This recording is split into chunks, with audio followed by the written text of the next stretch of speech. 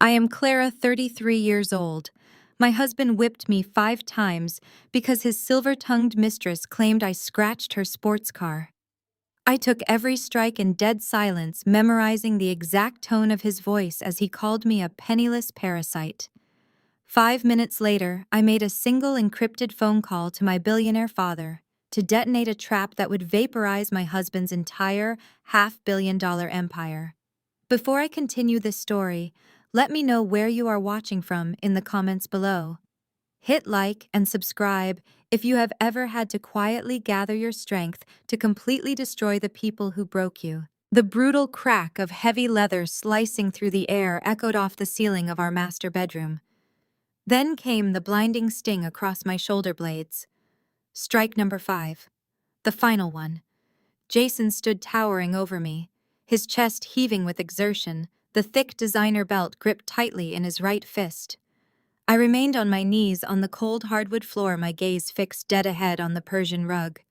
The pain radiating across my back was agonizing, but I refused to scream. I refused to let a single tear fall. Crying was exactly what they wanted. Naomi, his 25-year-old director of public relations, leaned casually against the mahogany doorframe. She wore one of Jason's oversized dress shirts and held a crystal glass filled with my expensive vintage Cabernet. She took a slow sip, letting the dark liquid coat her lips, before flashing a satisfied smirk in my direction. She had orchestrated this entire nightmare. Just an hour ago, she walked into my home and dramatically claimed I intentionally keyed the passenger door of her new luxury car in the company parking lot. It was a blatant lie. I had not been within 10 miles of their corporate office all day. I had been working from my home office, analyzing financial spreadsheets. Objective facts did not matter in this house anymore. Only Naomi's words mattered.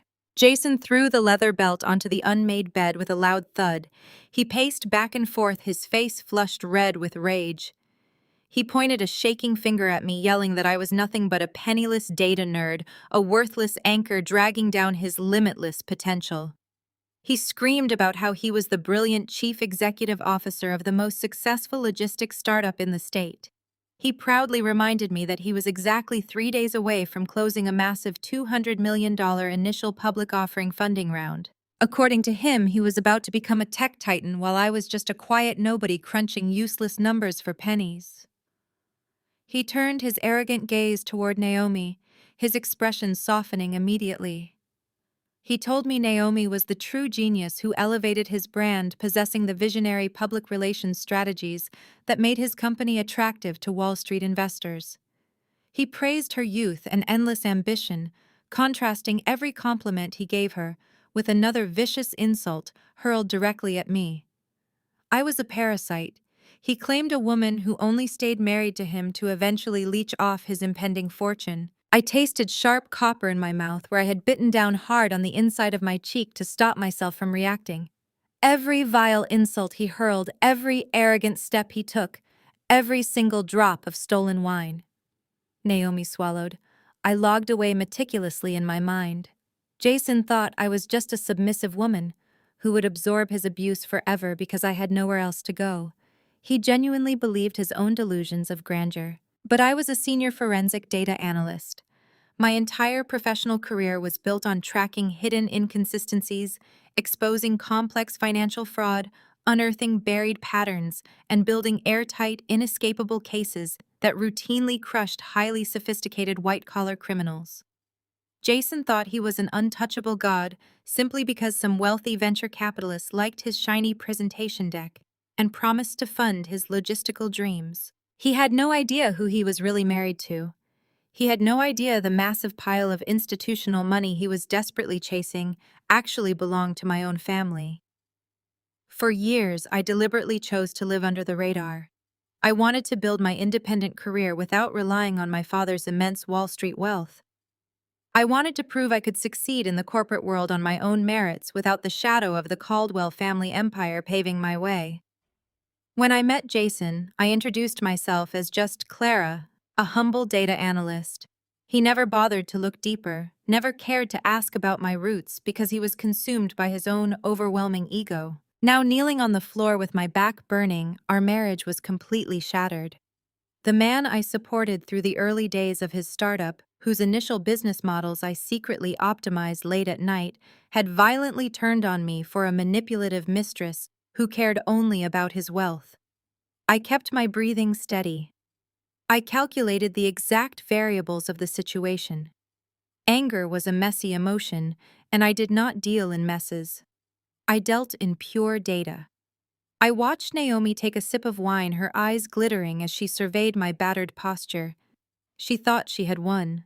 She thought she successfully broke the plain wife and secured her place beside a billionaire. They both believed I was powerless. They thought they could discard me, physically assault me, and walk away clean to enjoy their multi-million-dollar triumph. I slowly lowered my trembling hands to rest quietly in my lap. Hidden inside the pocket of my blazer was my customized recording pen, its green light steadily pulsing, capturing every single word of his abusive tirade and her complicit laughter. The trap was already set and they were walking right into it. Jason angrily tossed the thick leather belt aside, its heavy buckle clattering against our mahogany nightstand. He walked over to his bespoke leather briefcase resting on the velvet armchair. The sharp snap of the golden clasps opening sounded like a gunshot in the tense silence of the bedroom. He pulled out a thick manila folder and marched back toward me. With a flick of his wrist, he threw a stack of crisp legal documents directly at my face. The heavy paper fluttered down, landing on the plush cream carpet right next to a small, fresh drop of my own blood. Divorce papers. The stark black text glared up at me, demanding my complete surrender. Jason stood over me, his shadow swallowing my kneeling form. He crossed his arms over his chest, adopting the exact intimidating posture he used during hostile corporate takeovers. He laid out my options with terrifying precision. Sign the papers immediately and walk out the front door tonight with absolutely zero marital assets, or prepare for a bloodbath. He promised to hire the most ruthless litigation firm in the state. He vowed to bury me in endless injunctions, freeze my meager bank accounts, and drag the proceedings out for years until I was completely destitute. He told me I would be living in a cardboard box on the streets long before I ever saw a single dime of his upcoming logistics fortune. He wanted me erased quickly and cheaply so he could step into his new billionaire lifestyle without the dead weight of a starter wife clinging to his ankle. Naomi pushed herself off the doorframe and glided into the center of the room. Her bare feet padded softly across the blood-stained carpet. She moved with an exaggerated sense of ownership, running her perfectly manicured fingers over the expensive oak dresser I had painstakingly restored by hand 2 years ago. She slowly paused by my vanity mirror, picking up a bottle of my favorite imported perfume, inspecting it with feigned interest before tossing it carelessly into the trash can. She looked down at me, her eyes overflowing with cruel amusement. She told me I needed to hurry up and pack my pathetic little bags because she had hired a luxury interior design team arriving first thing tomorrow morning. She loudly complained that the master bedroom was entirely too drab and practical for her taste. She wanted the walls painted a vibrant champagne, and she demanded my antique reading chair be thrown into the alley. She bragged about how Jason had promised her a massive walk-in closet renovation, funded entirely by the signing bonus from the $200 million funding round. She leaned down, bringing her face inches from mine, the smell of my own wine heavy on her breath. She whispered that she had already boxed up my kitchen utensils because she preferred eating out at Michelin-star restaurants anyway. Every word she spoke was deliberately calculated to inflict maximum emotional damage, to assert her absolute dominance over my home, my marriage, and my future. I did not flinch. I did not offer them the satisfaction of a verbal retaliation. I slowly pushed myself off the floor, gritting my teeth against the searing agony radiating from the fresh welts on my back. My muscles trembled with adrenaline, but my mind remained absolute ice. I carefully walked past Jason without breaking my gaze and pulled a simple black duffel bag from the top shelf of the closet. I unzipped it with steady hands. I did not take any jewelry. I did not take the expensive designer bags Jason had bought me during his brief phases of performative affection. I packed only the bare essentials: 3 plain shirts, 2 pairs of jeans, some basic toiletries, and my work laptop. I needed to portray the perfect picture of a broken, defeated woman fleeing in terror. As I reached into my blazer pocket to transfer my wallet, my fingers brushed against the sleek metal casing of my customized recording pen.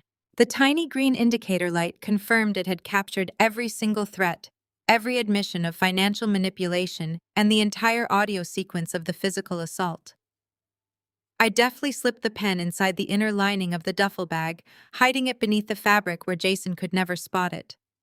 It was a standard tool for a forensic data analyst conducting undercover audits, but tonight, it was the first concrete brick in the foundation of their absolute ruin. I zipped the duffel bag closed and slung the strap over my uninjured shoulder. I walked back to the center of the room and crouched down to retrieve the divorce papers from the carpet. I placed them on the nightstand, picked up a standard ballpoint pen, and signed my name on the final page without a second of hesitation. I signed away the house, the cars, the shared bank accounts, and any claim to his logistics company. Jason let out a loud, arrogant breath of relief, clearly thrilled that his intimidation tactics had worked so flawlessly. He snatched the papers from the nightstand, clutching his fabricated victory tightly against his chest. I turned toward the bedroom exit. Naomi was blocking the doorway, standing with her arms crossed, waiting for me to lower my head in shame as I passed her. I stopped directly in front of her face. I slowly raised my head, making dead, unwavering eye contact with the woman who thought she had just stolen my life. I did not scowl. I did not glare. Instead, I let my lips slowly curve upward into a bright, chilling, completely compliant smile. It was a smile devoid of warmth, packed with a terrifying silent promise of total annihilation. Naomi's confident smirk instantly faltered. Her arms dropped to her sides, and she instinctively took a step backward, completely unsettled by the absolute calm radiating from my eyes. She expected to see a broken victim. She had no idea she was looking at her executioner. The pale morning light filtered through the living room blinds, casting sharp, elongated shadows across the polished hardwood floor. I had not slept a single second. I spent the entire night sitting rigidly on the edge of the cream-colored sofa, my packed black duffel bag resting quietly by my feet. Jason and Naomi had locked themselves inside the master bedroom upstairs, entirely unconcerned with my presence downstairs. They assumed they had completely broken my spirit. They believed I was paralyzed by fear, despair, and financial ruin, incapable of making a single move without their express permission. In reality, I was wide awake, calculating my next sequence of actions. I was simply waiting for the morning shift to arrive. I knew Jason's family dynamic perfectly. They functioned exactly like a pack of opportunistic scavengers. I knew the vultures would circle and arrive the very second they smelled blood in the water. I needed them to arrive. I needed their overwhelming arrogance to take center stage. The heavy oak front door suddenly swung open without a knock, slamming violently against the hallway wall. The loud, aggressive crash echoed through the quiet house, signaling the arrival of the cleanup crew. Beatrice, Jason's older sister, marched into the entryway, wearing a stark white designer trench coat and oversized dark sunglasses. Right behind her strode her husband, Andre Thompson. Andre was a tall, imposing African-American man with a meticulously trimmed beard and a cold, calculating gaze. He wore a custom-tailored Armani suit that screamed Wall Street excess and unearned privilege. As the chief financial officer of Jason's rapidly expanding logistics company, Andre loved to project an aura of absolute dominance and untouchable wealth. Both of them carried thick, heavy-duty black garbage bags. They walked into my home as if they had already purchased it at an auction, their faces twisted into identical expressions of supreme superiority. They were here to execute Jason's dirty work. Beatrice did not even bother to offer a basic greeting. She aggressively dropped her expensive sunglasses into her leather purse, let out a loud theatrical sigh of disgust, and immediately walked toward my carefully organized bookshelves. She snapped open a black garbage bag with a sharp flick of her wrists and began violently swiping my favorite hardcover books right off the shelves. Novels, specialized reference guides, and framed family photographs tumbled into the plastic sack with heavy, careless thuds. "It is about time we get this cheap trash out of here," Beatrice announced, her shrill voice dripping with venomous glee. "I have been telling Jason for 5 grueling years that your taste is incredibly pathetic. You always made this expensive house look like a discount suburban thrift store. Naomi actually has an eye for true luxury. She understands the elite standard our family expects and deserves." She moved swiftly to the fireplace mantel, grabbing a delicate ceramic vase I had purchased during my honeymoon with Jason, and casually tossed it into the open garbage bag. The fragile ceramic shattered instantly upon impact. Beatrice laughed out loud, a harsh grating sound that filled the tense living room. She looked directly at me, clearly expecting me to burst into tears or beg her to stop destroying my cherished memories. She wanted a visible reaction. She desperately craved the emotional drama. I sat perfectly still. My hands remained folded politely and calmly in my lap. I did not offer her a single satisfying flinch. Beneath the lapel of my tailored black blazer, a microscopic camera lens rested silently, pointing directly at the two intruders. I subtly pressed my left arm against my side, pushing the small activation button completely hidden inside the silk lining of my jacket. A tiny, almost imperceptible vibration against my ribs confirmed the device was actively recording in full high definition, silently capturing both crystal-clear audio and video. As a senior forensic data analyst, securing undeniable evidence was my absolute specialty. Every arrogant smirk, every destructive physical action, every cruel word exiting their mouths was now being logged directly into a secure encrypted cloud server. Andre walked slowly into the center of the living room, casually tossing his empty garbage bags onto the glass coffee table. He adjusted his expensive silk tie and looked down at me with an expression of sheer, unadulterated contempt. He deeply enjoyed seeing people beneath him. He thrived on the toxic power dynamic of kicking someone who had already been pushed to the ground. "Look at you," Andre sneered, shaking his head slowly in mock pity, "sitting there like a pathetic stray dog waiting for a handout. You really thought you could play in the big leagues, Clara?" Andre continued, his voice booming with unearned authority. "You actually thought marrying Jason meant you belonged in our exclusive world, but you were never anything more than a temporary placeholder. A naive, simple-minded placeholder who clearly outlived her usefulness." I kept my expression completely blank, staring back at him without a single trace of emotion or fear. My profound silence only seemed to further fuel his massive, fragile ego. He took a deliberate step closer, towering over my seated form, wanting to ensure I felt the full, crushing weight of my supposed defeat.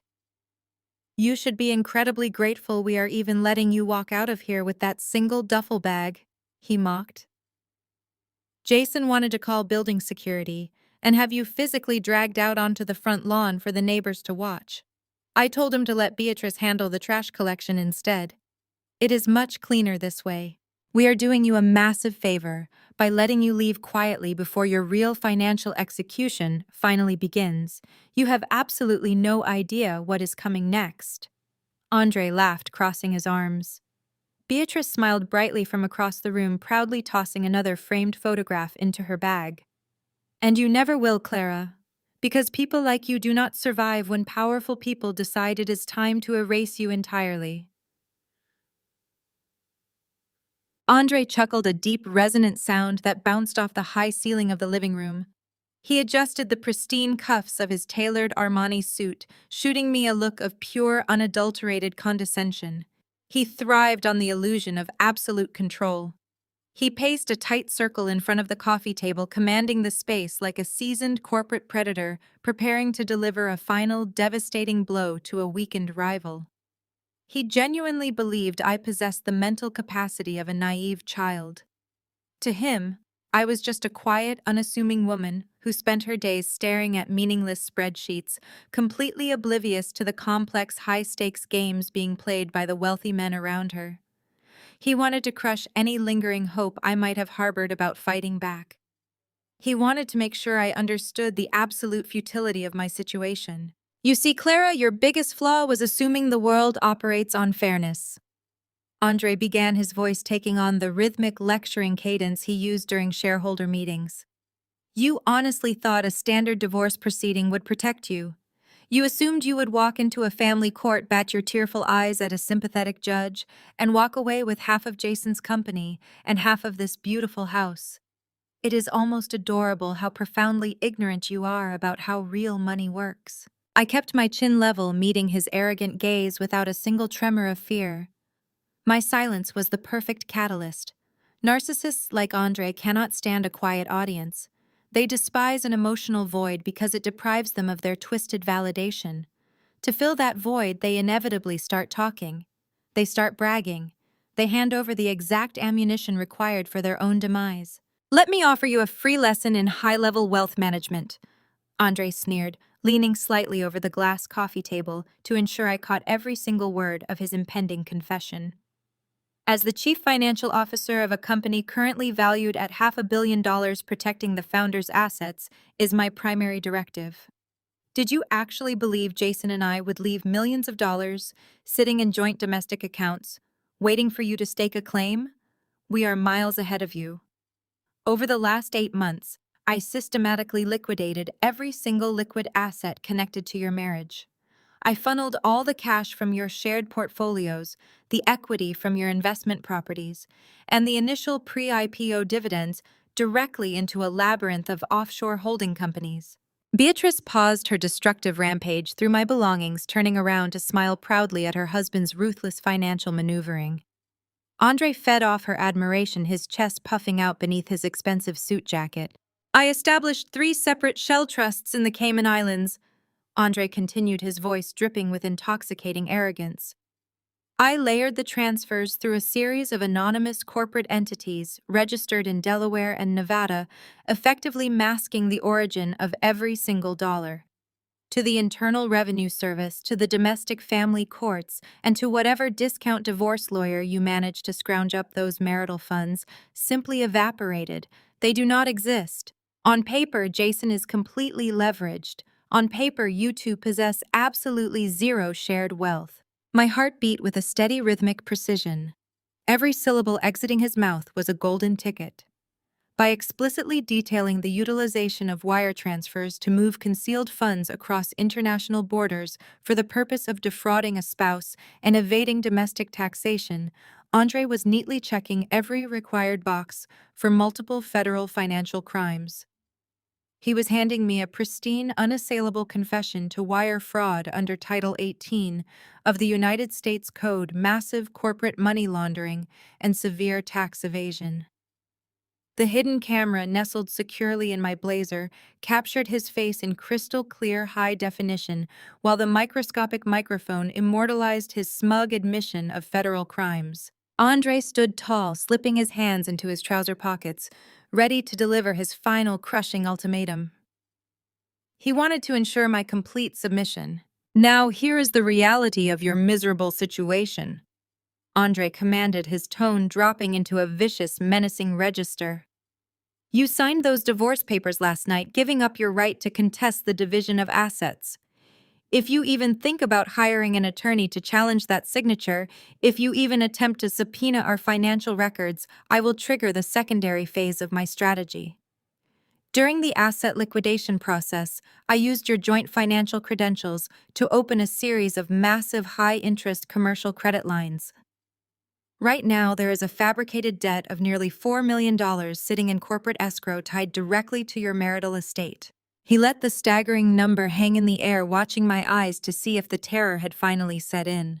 If you walk away quietly right now, Jason and I will absorb that debt through the company's operational budget, Andre promised smoothly. You get to leave with your single duffel bag and start over at the bottom of the food chain where you belong. But if you fight us, if you raise a single red flag during this divorce, I will legally assign exactly half of that fabricated $4 million debt directly to your name. I will ruin your credit score for the rest of your natural life. Your wages will be garnished until you are dead. You will never be approved for a car loan, a mortgage, or a decent apartment ever again. You will be utterly crushed under the weight of a debt you can never repay. Beatrice let out a sharp, mocking laugh, tossing the last of my framed photographs into her garbage bag. Take the deal, Clara. Andre just gave you the only lifeline you are going to get. Take your pathetic little bag of cheap clothes and get out of my brother's house. I looked at the two of them standing in the middle of the living room. They believed they had conquered. They felt invincible. They felt untouchable. They had absolutely no idea that my hidden recording device had just secured enough evidence to lock them both inside a federal penitentiary for over a decade. Andre's brilliant foolproof Cayman Islands strategy was child's play for a senior forensic data analyst. I knew exactly which offshore banking portals to breach, which digital ledgers to cross-reference, and which federal agencies to notify. I slowly stood up from the sofa, smoothing the wrinkles from my tailored trousers. I reached down and picked up my black duffel bag, sliding the heavy strap over my shoulder. I looked Andre dead in the eye, maintaining a perfectly neutral, defeated expression. I offered him a slow, compliant nod. I understand completely. I said, my voice quiet and subdued, projecting the exact image of a thoroughly broken woman.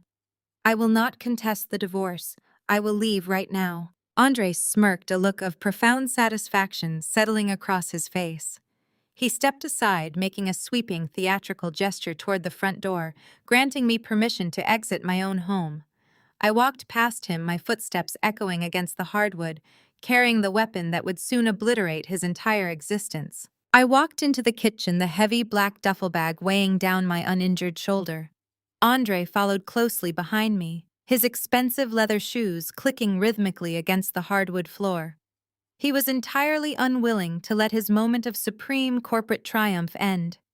He reached inside his tailored Armani jacket and pulled out a secondary legal document, slapping it down aggressively onto the cool granite surface of the kitchen island. It was a comprehensive asset forfeiture addendum, a supplementary contract designed to completely insulate his offshore shell companies from any future domestic audits. It was the final legal nail in my manufactured financial coffin. "Sign the addendum, Clara," Andre commanded, tapping a manicured finger against the signature line. "This waiver explicitly states you relinquish all rights to request financial discovery during the dissolution of your marriage to Jason. It guarantees you walk away with zero claims to the logistics company. Sign it now, and I will graciously ensure that fabricated $4 million debt never attaches to your Social Security number." I kept my chin lowered, playing the role of the defeated, humiliated wife to absolute perfection. I reached across the granite island and picked up a silver pen. I forced my hand to tremble slightly as I brought the tip of the pen to the heavy paper. I wanted to give them the exact performance of a broken, terrified woman they desperately craved. I scratched my signature across the bottom line, finalizing my complete surrender in their eyes. Beatrice leaned against the stainless steel refrigerator, swirling an imaginary glass of wine in her hand, her face contorted into a vicious sneer. She watched me cap the pen with a look of pure, unadulterated disgust. "Do not let the front door hit you on the way out." Beatrice laughed, her shrill voice echoing through the open kitchen. "And do not even think about asking to wait inside the foyer for your ride. Call an Uber from the curb. Naomi hired a team of luxury interior designers, and they will be arriving here any minute to rip up those hideous carpets you picked out. I absolutely refuse to let your pathetic, poverty-stricken energy ruin the aesthetic of their first consultation." Andre snatched the signed addendum off the counter, folding it neatly and tucking it back inside his suit jacket. He had his prize. He had his absolute protection. He gave me a dismissive wave toward the entryway, treating me like a stray animal being shooed off the property. I turned away from them without speaking a single word. I walked down the short hallway, grasped the cold brass handle of the front door, and pulled it open. A violent gust of freezing rain immediately whipped across my face. The sky overhead was a bruised, turbulent gray, unleashing a torrential downpour that quickly flooded the manicured suburban lawns. The icy wind cut sharply through my thin blazer, sending a vicious jolt of agony radiating across the 5 open whip marks on my back. I gritted my teeth against the searing pain. I stepped over the threshold and pulled the heavy oak door shut behind me, severing my physical connection to that house of horrors forever. I did not pull out my phone to order an Uber. I did not huddle under the small porch awning for shelter. I gripped the strap of my duffel bag tightly and walked straight down the concrete driveway, stepping directly into the freezing downpour. The icy rain instantly soaked through my clothes, chilling my skin, but my mind remained a furnace of pure, calculated vengeance. I marched down the quiet, affluent suburban street, my wet shoes slapping against the flooded pavement. The wealthy neighborhood was entirely silent, the massive houses standing like ignorant monuments to domestic illusion. Every step I took away from Jason's house was a deliberate calculation. I needed to move exactly 2 blocks away to clear the residential security cameras monitoring the cul-de-sac. I needed a complete blind spot for my extraction. The rain plastered my hair to my face and neck. The freezing water ran down my spine, stinging the raw wounds Jason had inflicted, but the physical discomfort meant nothing. The pain was merely data. It was the crucial evidence required to lock my abusive husband inside a federal penitentiary cell. I reached the designated intersection exactly 2 blocks away from the property line. I stopped under the heavy canopy of an old oak tree completely hidden from the view of my former home. I stood perfectly still in the freezing rain waiting. Less than 30 seconds later, the quiet suburban atmosphere was violently shattered by the deep synchronized rumble of massive engines. A terrifying convoy of 3 identical armored pitch-black Cadillac Escalades turned the corner in tight militaristic formation. The heavy vehicles dominated the narrow street, their heavily tinted windows offering zero visibility into the interiors. The convoy moved with frightening precision, braking aggressively, and forming a solid, impenetrable barricade entirely blocking the intersection. The heavy doors of the lead and rear vehicles burst open simultaneously. 6 highly trained private security contractors stepped out into the torrential rain. They wore identical tailored black suits, discreet communication earpieces, and carried themselves with the lethal, intimidating posture of former elite military operators. They moved with absolute terrifying efficiency, immediately securing the perimeter of the street. The head of the security detail, a towering man with a severe, scarred face, strode directly toward me. He did not ask if I was okay. He did not offer useless sympathy. He held a massive black umbrella over my head, instantly shielding me from the freezing rain, and gave a sharp, respectful nod. "Miss Caldwell." The security chief set his voice a low, commanding rumble that easily cut through the sound of the storm.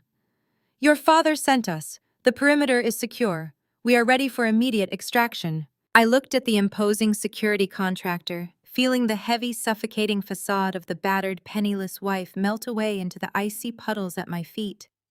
I reached into my soaked duffel bag, my fingers sliding past the cheap clothes, to retrieve the only item possessing any actual value. I pulled out my customized silver recording pen, the device containing the audio confession of Andre's offshore financial fraud and the brutal documentation of Jason's physical assault. I held the metallic cylinder tightly in my palm, feeling the cool, solid weight of their impending destruction. I dropped the black duffel bag directly onto the flooded sidewalk, abandoning the cheap clothes and the fabricated identity I had maintained for 5 long years. "Leave the bag," I commanded, my voice stripping away the quiet submission I had played all morning, revealing the cold, absolute authority of a billionaire heiress preparing for war. "I have everything I need right here." The security chief immediately stepped back and pulled open the heavy armored door of the center Escalade. The interior radiated warmth, smelling of rich leather and expensive cedar. I stepped up into the luxurious cabin, sinking into the plush, heated leather seat. The heavy armored door slammed shut behind me with a solid, echoing thud, instantly cutting off the sound of the freezing rain and completely sealing me inside my true reality. The convoy of black SUVs immediately accelerated, their massive tires gripping the wet asphalt as they executed a flawless, synchronized departure from the suburban neighborhood. I leaned my head back against the soft leather headrest, the recording pen resting securely in my lap. Jason, Naomi, Andre, and Beatrice were sitting inside that house, drinking expensive coffee and laughing about my spectacular downfall. They believed they had just successfully discarded a worthless, penniless nobody. They had absolutely no idea they had just unleashed an apex predator. The armored convoy sped through the torrential rain, leaving the suffocating suburban illusion far behind. The rhythmic hum of the Escalade's massive engine masked the storm outside.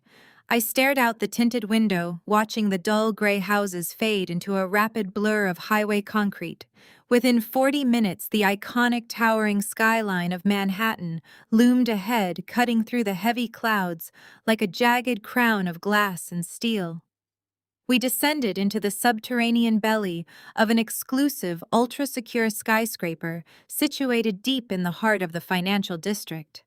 The convoy bypassed the standard resident parking, rolling smoothly into a restricted private garage, accessible only to the building's highest tier of ownership. The security chief flanked me as I stepped out of the heavy vehicle and approached a private express elevator. A retinal scan and a biometric fingerprint confirmed my identity in a fraction of a second. The thick stainless steel doors slid shut, and the cabin shot upward, bypassing 80 floors without a single stop.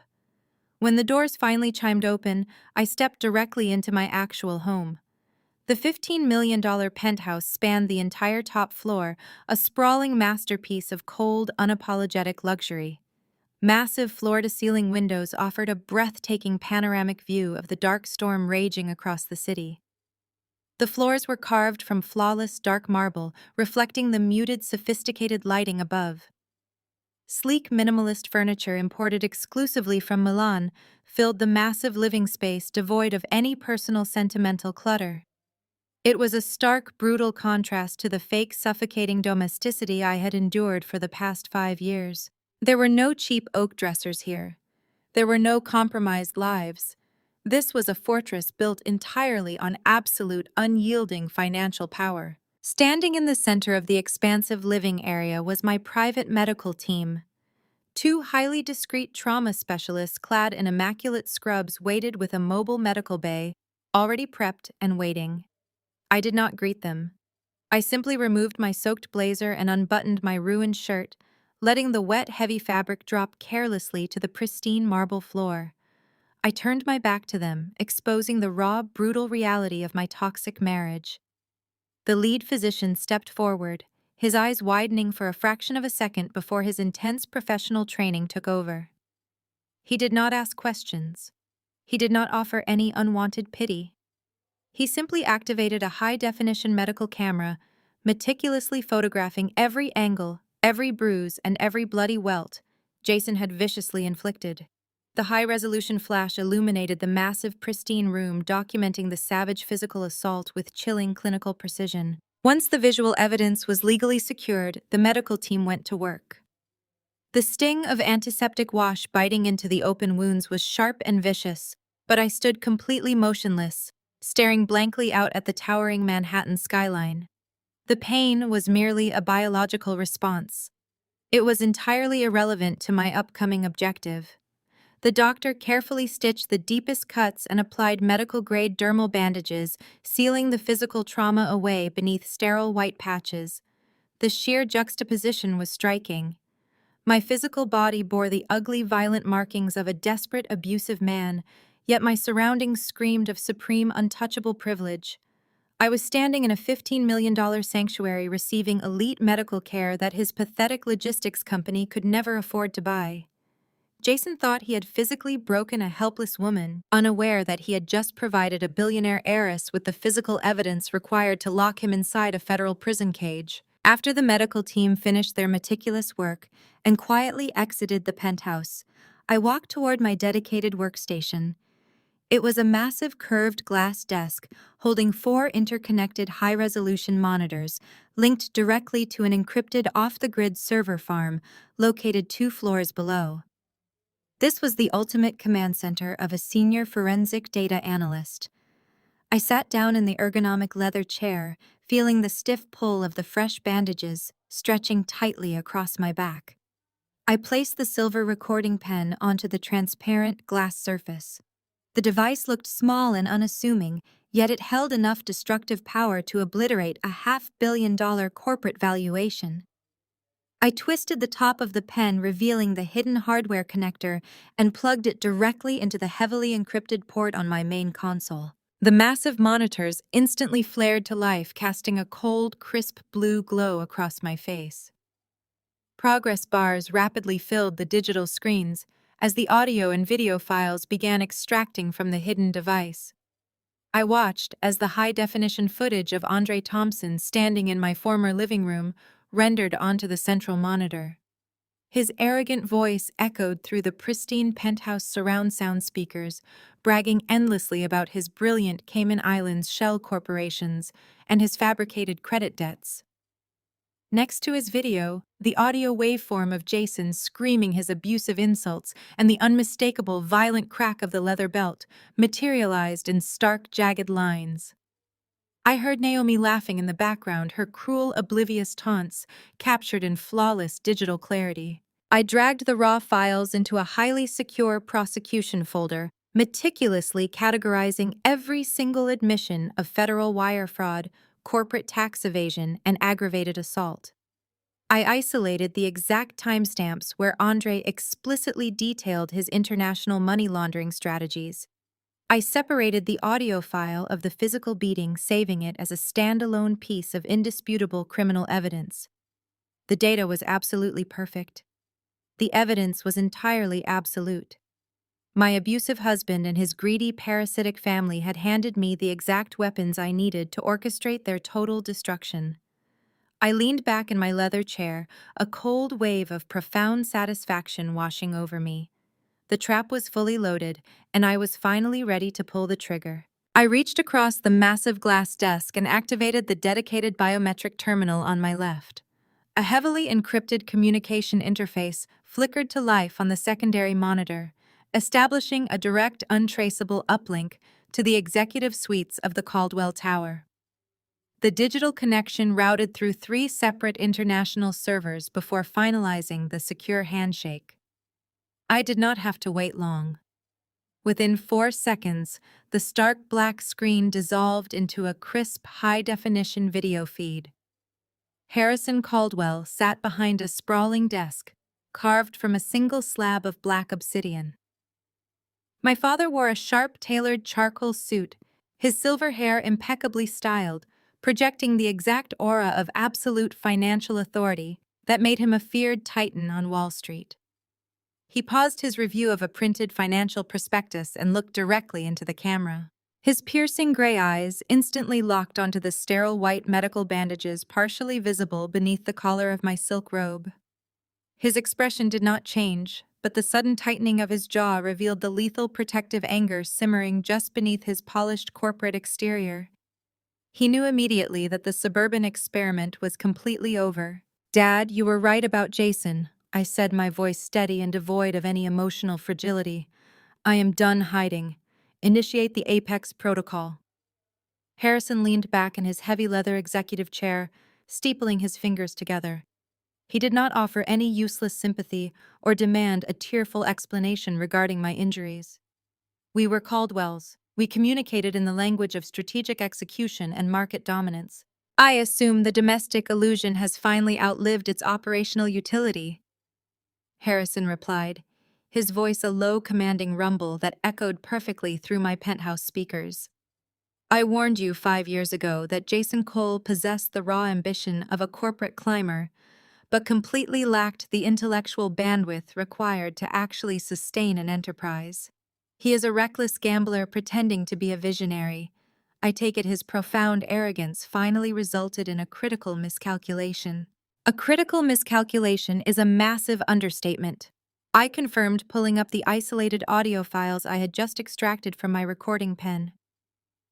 Jason decided to forcefully evict me from the marital home this morning to make room for his 25-year-old public relations director. During the eviction process, his deeply incompetent brother-in-law, Andre Thompson, decided to gloat about his financial maneuvers. Andre explicitly detailed his methodology for siphoning marital assets and operational funds into Cayman Island shell trusts. Harrison let out a sharp, cynical laugh. Andre Thompson is the chief financial officer of a logistics startup teetering on the edge of a public offering, and he is utilizing basic offshore holding companies to hide capital. That is not just financial negligence, Clara. That is corporate suicide. Does Andre realize he is actively defrauding the exact Wall Street institution preparing to inject $200 million into their Series C funding round? Andre is entirely oblivious, I stated, pulling up the proprietary Apex Holding investment portfolio on my primary screen. Jason and his entire pathetic family firmly believe I am just a quiet, disposable data entry clerk. They have absolutely no idea that Apex Holding, the massive financial conglomerate holding their entire corporate future in the palm of its hand, belongs completely to you. And they certainly have no idea that I am the lead forensic auditor for Apex Holding, directly responsible for approving their final capital injection. The sheer scale of Jason's ignorance was staggering. For 8 stressful months, Jason had been tirelessly courting Apex Holding, begging for the $200 million cash injection required to push his logistics company through an initial public offering. He had flown to New York, delivered sweating presentations to low-level Apex executives, and celebrated every minor email response as a massive personal victory. He genuinely believed he had conquered the financial world. He never once suspected that the invisible billionaire owner of Apex Holding was his own father-in-law, or that the final risk assessment auditor holding the execution key to the entire deal was the very wife he was actively abusing at home. The Apex protocol is now fully authorized, Harrison declared, his tone shifting into absolute predatory focus. We are not just going to pull the $200 million funding offer, Clara. Simply withdrawing our capital allows them the opportunity to secure alternative financing. We are going to digitally obliterate that company from the inside out. I want every single investor, every corporate stakeholder, and every federal regulatory agency to witness their complete financial disembowelment. I am already compiling the destructive payload, I explained, my fingers flying rapidly across the illuminated keyboard as I initiated the first wave of automated data decryption. I am currently mirroring the entire database of Andre's offshore accounts. He used his corporate credentials to move those funds, which means I can legally tie his personal money laundering directly to the company's operational budget. Once I expose that catastrophic financial hole, the Securities and Exchange Commission will immediately flag their upcoming initial public offering as a massive fraudulent enterprise. Excellent, Harrison nodded approvingly, his eyes tracking the scrolling data streams I was actively pushing to his secure monitor. Jason scheduled a massive signing gala for tomorrow evening. He invited the press, his board of directors, and every major tech investor in the tri-state area to watch him officially sign the Apex Holding acquisition contract. He intends to use our capital injection to cover up whatever massive deficits Andre created in their operational budget. Then we will let him throw his party, I replied, a cold, calculating smile touching my lips. We will let Jason and Naomi stand on that stage and bask in their fabricated glory. We will let them feel completely invincible right up until the exact second I walk through those ballroom doors. I want Jason to look down from the podium and realize the destitute wife he beat and threw into the freezing rain is the actual architect of his total destruction. Harrison's eyes glinted with undeniable pride. As the lead forensic auditor for Apex Holding, you possess the unilateral authority to trigger a breach of contract clause. You will not only terminate the $200 million acquisition on the spot, but you will also execute the immediate recall of the $15 million short-term bridge loan Apex provided them last quarter. A bridge loan they have already entirely squandered. I added, securing the final data packets into the centralized prosecution folder. When I demand immediate repayment at the gala tomorrow night, Jason will be forced to default in front of his entire board of directors. The logistics company will become instantly insolvent. Their corporate valuation will freefall to zero in real time.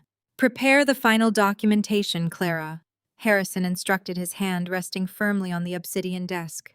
I will arrange the private security detail and handle the coordination with our contacts at the Federal Bureau of Investigation.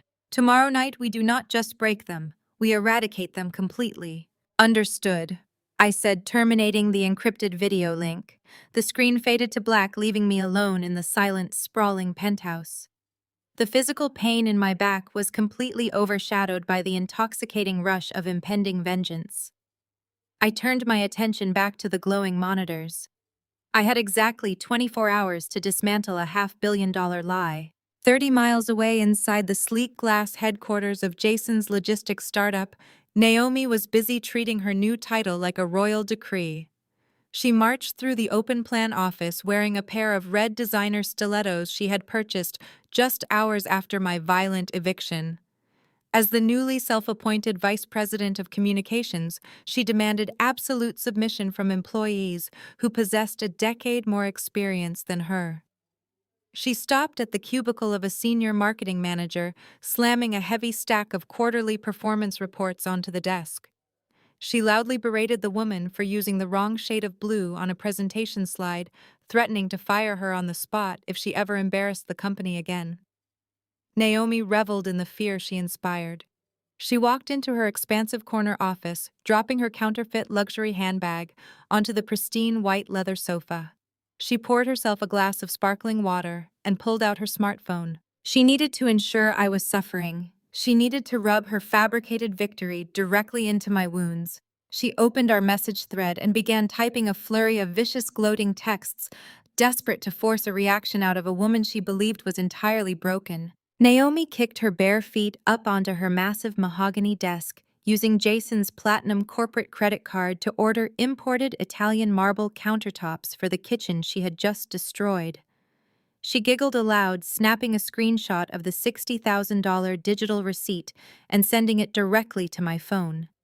She typed another message bragging that Jason was planning to propose to her with a 5-carat diamond ring the very second the Apex Holding contract was signed at the gala tomorrow night. There was a picture of my former living room, the space completely gutted by the luxury design team she had hired. Another photo showed my carefully cultivated indoor garden being ripped out by landscapers. Her accompanying text mocked my supposedly pathetic existence, boasting that Jason had given her an unlimited budget to scrub every remaining trace of my cheap, depressing energy from the property. She strutted out of her office to demand a fresh oat milk latte from a terrified intern, shouting across the floor that the company was about to be worth $500 million, making her virtually untouchable. She paraded her unearned power, entirely blind to the fact that her corporate kingdom was a hollow shell built on massive, precarious lies. Back in the silent sanctuary of my Manhattan penthouse, my phone vibrated aggressively against the cold glass surface of my workstation. I did not flinch. I glanced down at the illuminated screen, watching Naomi's malicious messages roll in one after another. I did not block her number. I did not reply. I simply muted the notifications and turned my absolute focus back to the 4 massive monitors glowing in front of me.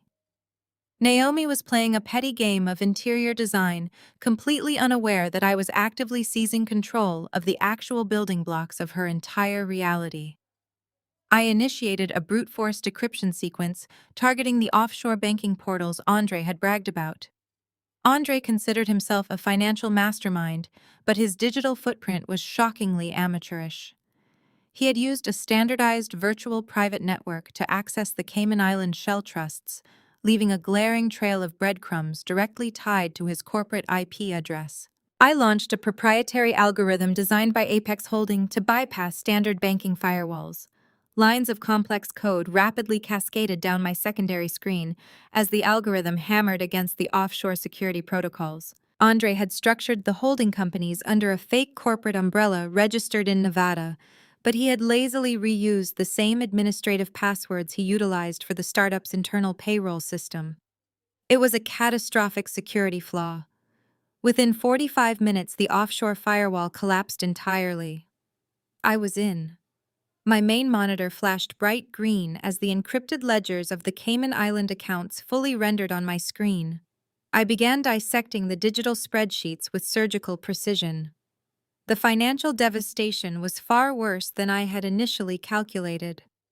Andre had not just hidden marital assets to screw me over in a divorce.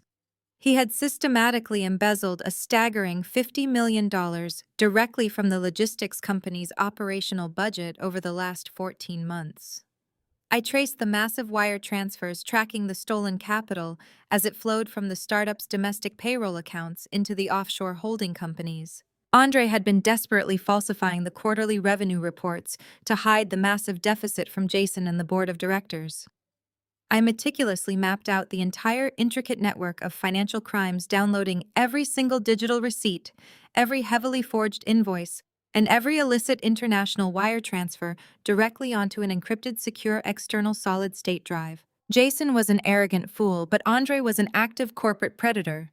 They were entirely dependent on the $200 million capital injection from Apex Holding to silently plug the $50 million hole Andre had created before the Securities and Exchange Commission initiated their mandatory pre-IPO audit.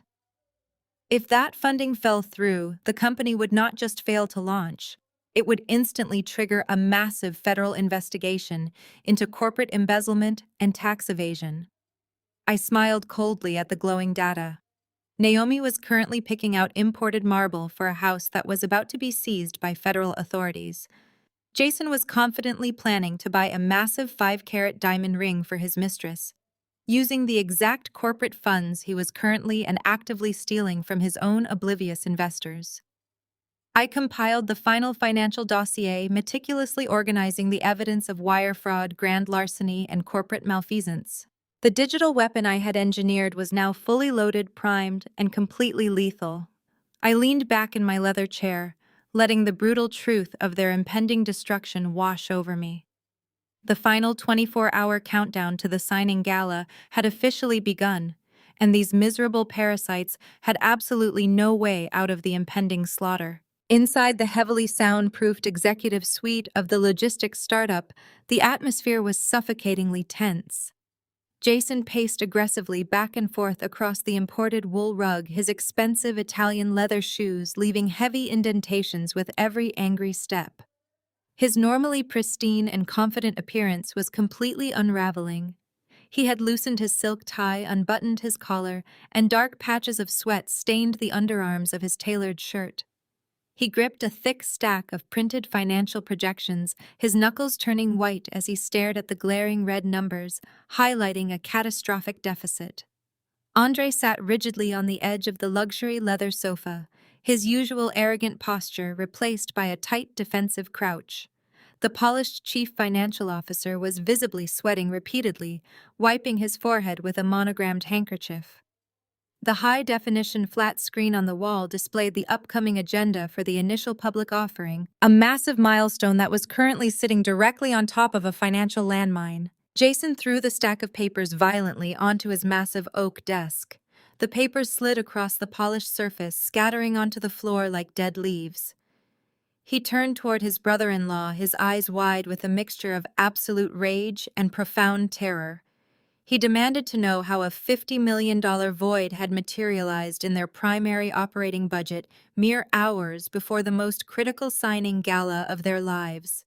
He shouted that the Securities and Exchange Commission was scheduled to initiate their mandatory compliance audit on Monday morning. If the auditors found a missing $50 million, they would call the federal authorities and lock both of them inside a concrete cell for the rest of their natural lives. Andre stood up quickly, raising his hands in a desperate attempt to placate his panicking chief executive officer. He insisted that Jason needed to lower his voice and maintain his composure. Andre stepped closer to the desk, speaking in a harsh, hurried whisper. He explicitly reminded Jason that the missing $50 million was the exact reason they were currently valued at $500 million. Andre had systematically siphoned those operational funds through the Cayman Island shell trusts over the past 14 months to artificially inflate their vendor payment history and falsify their international shipping volume. The massive embezzlement was not just simple theft, it was a highly coordinated financial manipulation designed specifically to trick Wall Street investors into believing the logistics startup was experiencing explosive growth. Andre pointed a shaking finger at the scattered documents, arguing that without those fabricated metrics, Apex Holding would have never even looked at their portfolio, let alone offered them a $200 million capital injection. Jason grabbed the edge of his desk, leaning his weight against the heavy wood as he struggled to control his panic. He ran his trembling hands through his hair, cursing loudly. He told Andre that hiding my marital assets during the divorce was supposed to be a simple, clean operation. He never authorized Andre to jeopardize the entire corporate structure by moving $50 million of actual investor capital across international borders. Jason hissed that he was a brilliant visionary, not a common street criminal. He built this logistics platform from nothing, and he completely refused to lose his impending billionaire status because his chief financial officer got greedy with the offshore accounts. Andre let out a sharp, mocking laugh, his own fear transforming into vicious defensive anger. He stepped right up to Jason, jabbing his index finger into Jason's chest. He told Jason to drop the innocent genius routine immediately. Andre reminded him that Jason was the one who demanded a skyrocketing valuation to impress the venture capitalists. Jason was the one who explicitly ordered the finance department to make the numbers look spectacular by any means necessary. Andre firmly stated that he simply executed the exact corporate fraud Jason had demanded. The offshore trusts in the Cayman Islands were just a convenient vehicle to serve two purposes at once. They successfully starved me out of my rightful divorce settlement, and they provided the perfect digital smokescreen to hide the massive corporate deficit until the Apex Holding money officially cleared. The reality of their impending doom hung heavily in the air of the executive suite. They were two arrogant men standing on a rapidly crumbling cliff, completely oblivious to the fact that I was the one holding the explosive detonator. Jason turned away, staring blankly out the floor-to-ceiling window at the sprawling city below. His entire empire was a fragile house of cards, and a massive hurricane was rapidly approaching. He took a deep, shuddering breath, trying to force his heart rate back down to a manageable level. He turned back to Andre, his expression hardening into a mask of desperate resolve. Jason commanded Andre to confirm absolutely that the Apex Holding representatives suspected nothing. Andre quickly smoothed his suit jacket, desperately grasping at the remnants of his shattered professional confidence. He promised Jason that the offshore firewalls were completely impenetrable. He swore on his life that the corporate auditors from Apex Holding had swallowed the falsified revenue reports without asking a single difficult question. Andre insisted that the Wall Street analysts were totally incapable of detecting his sophisticated international money laundering. He assured Jason that tomorrow night at the signing gala, the $200 million wire transfer would immediately hit their domestic accounts. The very second that money cleared, Andre would swiftly move $50 million back into the operating budget to cover the massive hole. By the time the federal regulators walked through their doors on Monday morning, the books would be pristine, and they would both walk away as undisputed billionaires. Jason slowly nodded, a dark, highly arrogant smile finally returning to his face. He told Andre to go home, pour a strong drink, and prepare his best tailored suit for the gala. They firmly believed their fabricated reality was utterly and completely bulletproof tonight. Their fabricated reality was about to shatter into a million jagged pieces.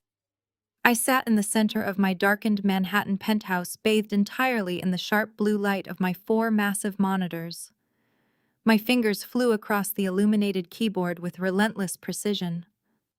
The proprietary penetration software provided by Apex Holding was currently hammering against the final encrypted firewall, protecting Andre's Cayman Island offshore accounts.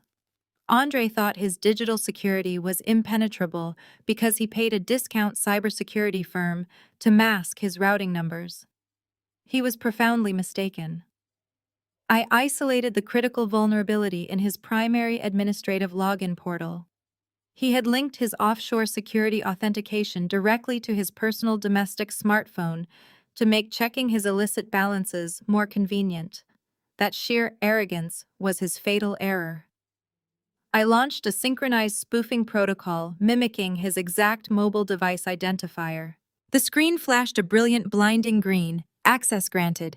The iron gates of his offshore vault swung completely open. I immediately deployed a rapid extraction script siphoning massive terabytes of hidden financial data directly onto my secure off-the-grid server farm.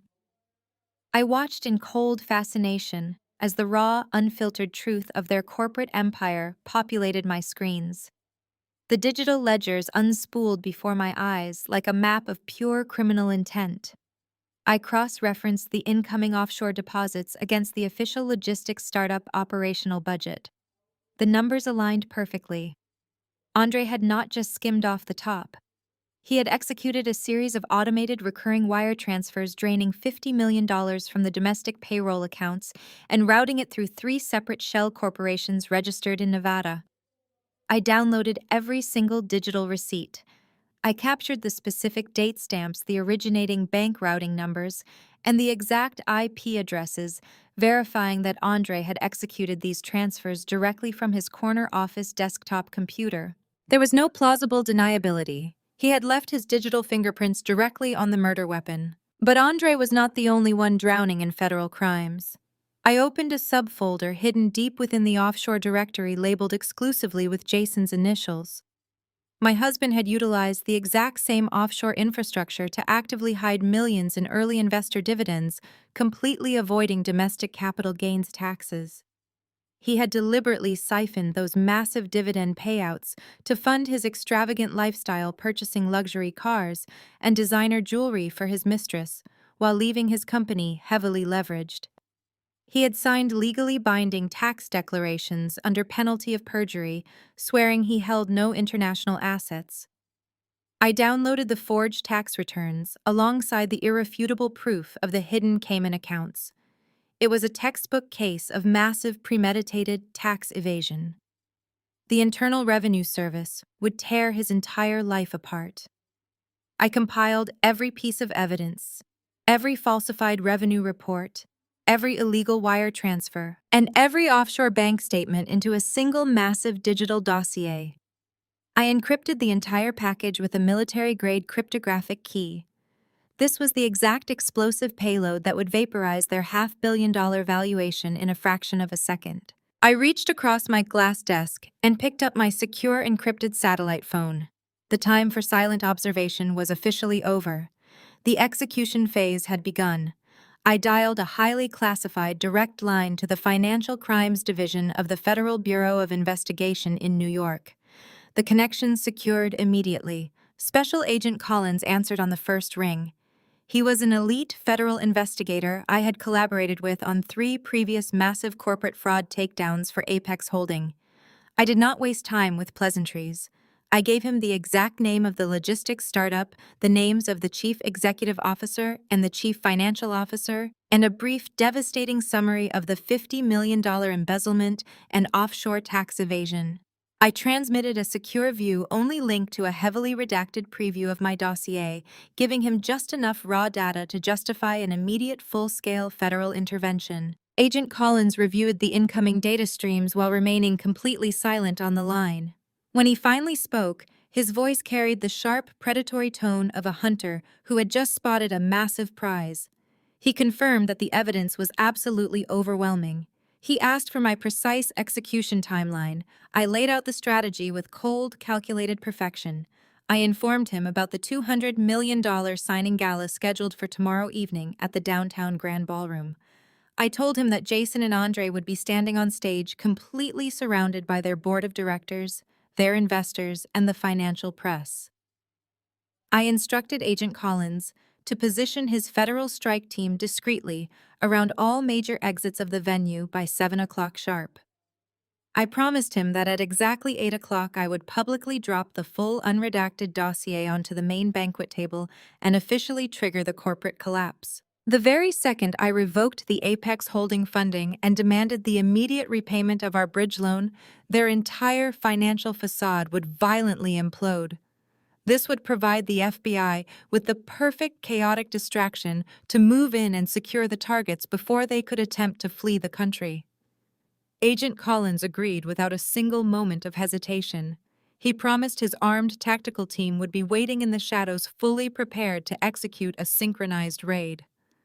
I disconnected the call, staring at the dark screen of my phone.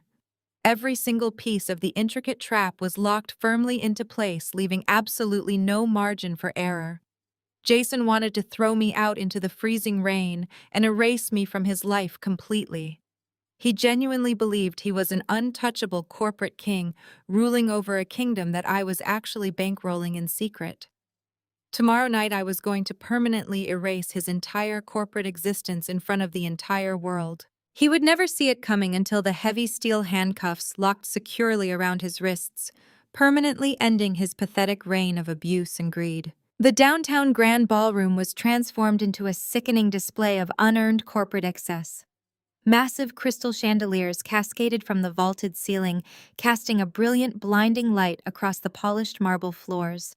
Tables were draped in heavy gold silk, overflowing with imported white orchids, and towering champagne pyramids that sparkled under the focused spotlights. Waitstaff in immaculate white jackets circulated smoothly through the crowd of elite investors, offering beluga caviar and premium spirits paid for entirely by the massive bridge loan they had successfully swindled from my family business.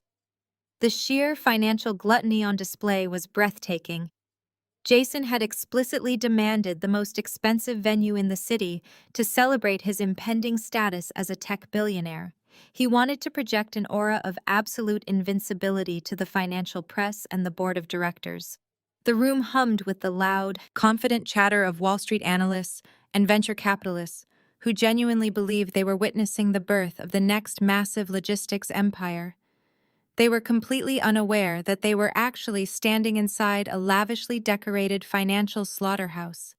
The atmosphere was incredibly suffocating, thick with the smell of expensive cologne and profound unregulated greed. Jason stood near the center of the grand ballroom, absorbing the endless praise, like a starving man who had never tasted real success. He wore a custom-tailored velvet tuxedo that cost more than my entire previous annual salary. He held a crystal flute of expensive champagne, gesturing animatedly as he regaled a circle of wealthy investors with fabricated stories of his brilliant operational strategies. He laughed loudly, throwing his head back and clapping an older board member on the shoulder. He looked incredibly relaxed, entirely convinced that his ruthless eviction of his wife and his massive corporate deception had been executed with absolute perfection. He truly believed he had outsmarted the entire financial regulatory system. He openly bragged about his visionary leadership, completely ignoring the fact that his entire presentation deck had been secretly optimized by the very woman he had viciously beaten and discarded in the cold. Jason was bathing in a toxic illusion of supreme dominance, soaking up the flashing cameras of the financial press.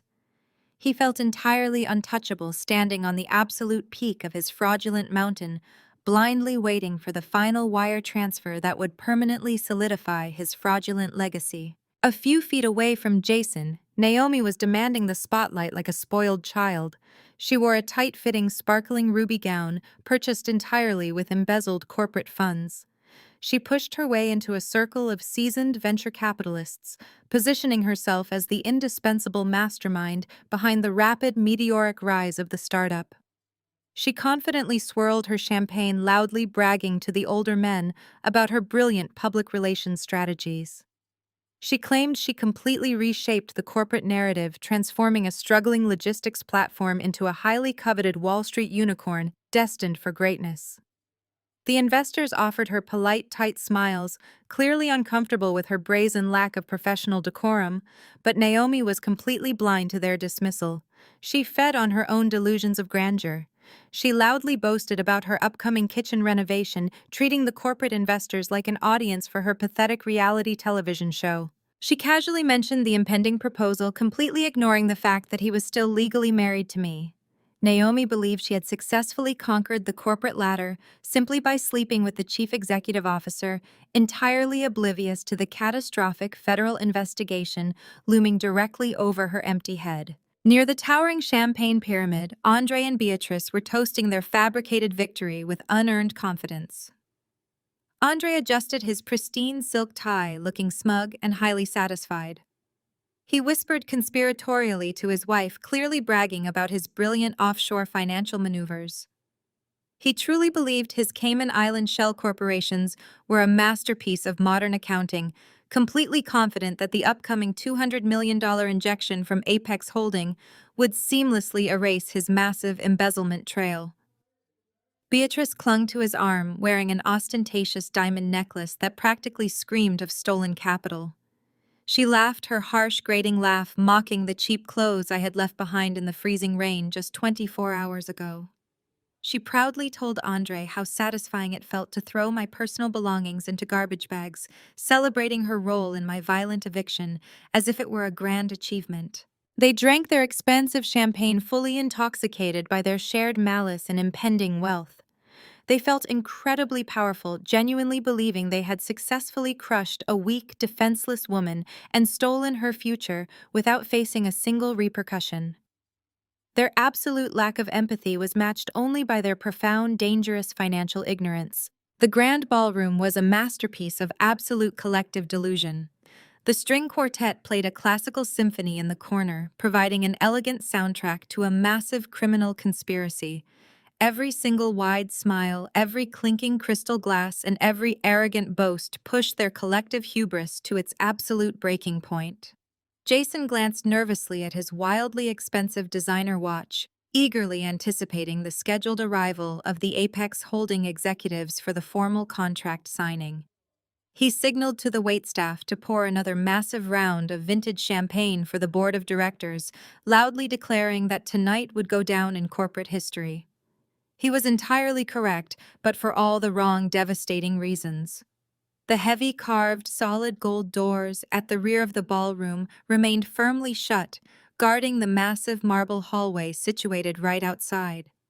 The entire room was completely captivated by the glittering illusion of their impending wealth, utterly blind to the lethal tactical reality actively shifting all around them. Outside the venue, highly trained undercover federal agents were moving quietly into position, securing the exterior perimeter and sealing every possible building exit. The countdown had officially reached 0. The devastating digital bomb was primed and entirely ready to detonate. The magnificent illusion of their untouchable empire was about to be violently ripped to shreds by my arrival.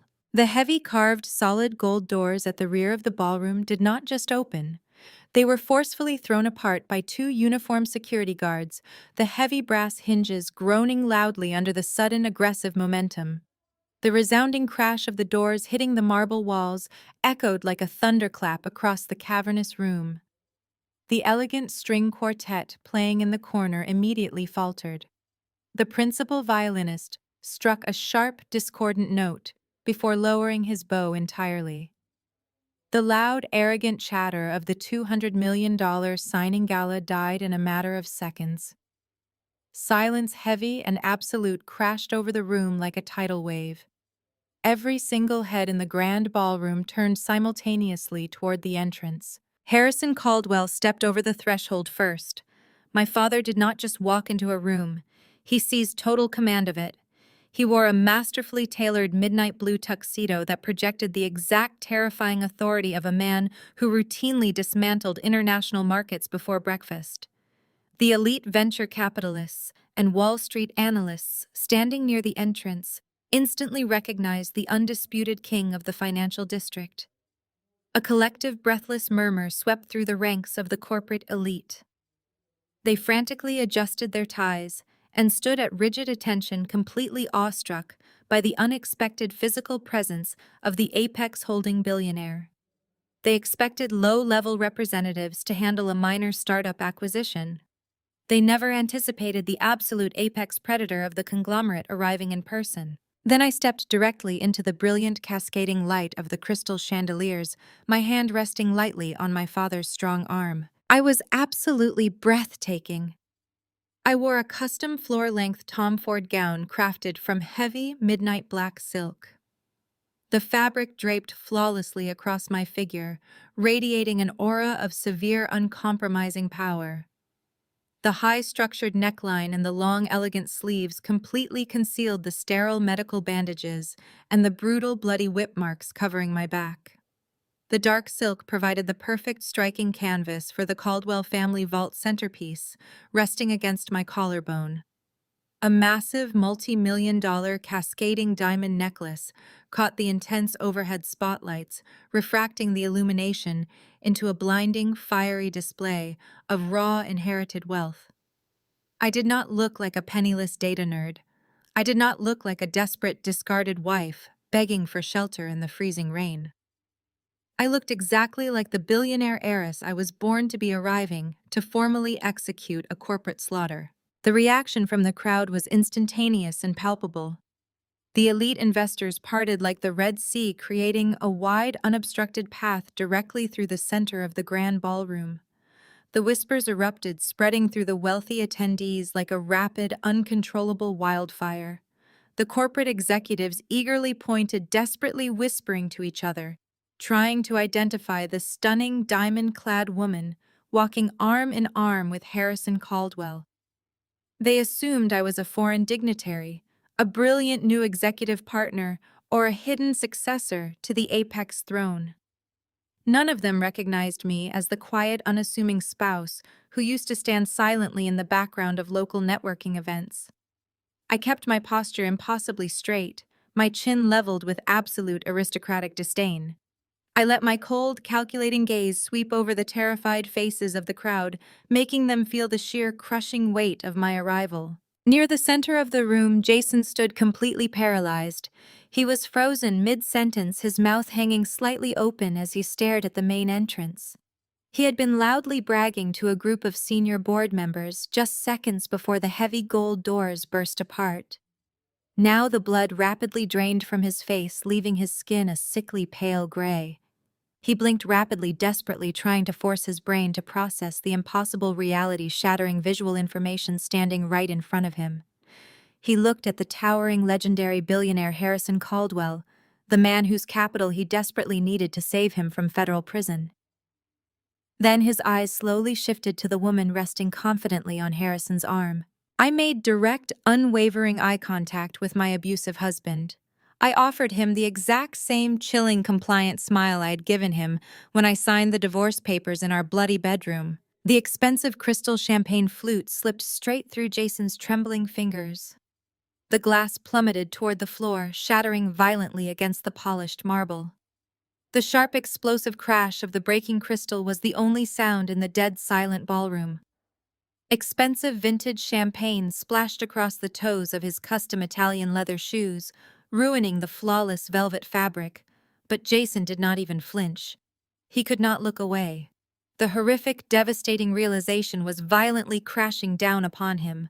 The quiet, submissive woman he had viciously beaten, the wife he had mercilessly thrown out into the storm with a single black duffel bag, was standing before him as the absolute manifestation of the wealth he worshipped. A few feet away, Naomi looked like she had just seen a ghost.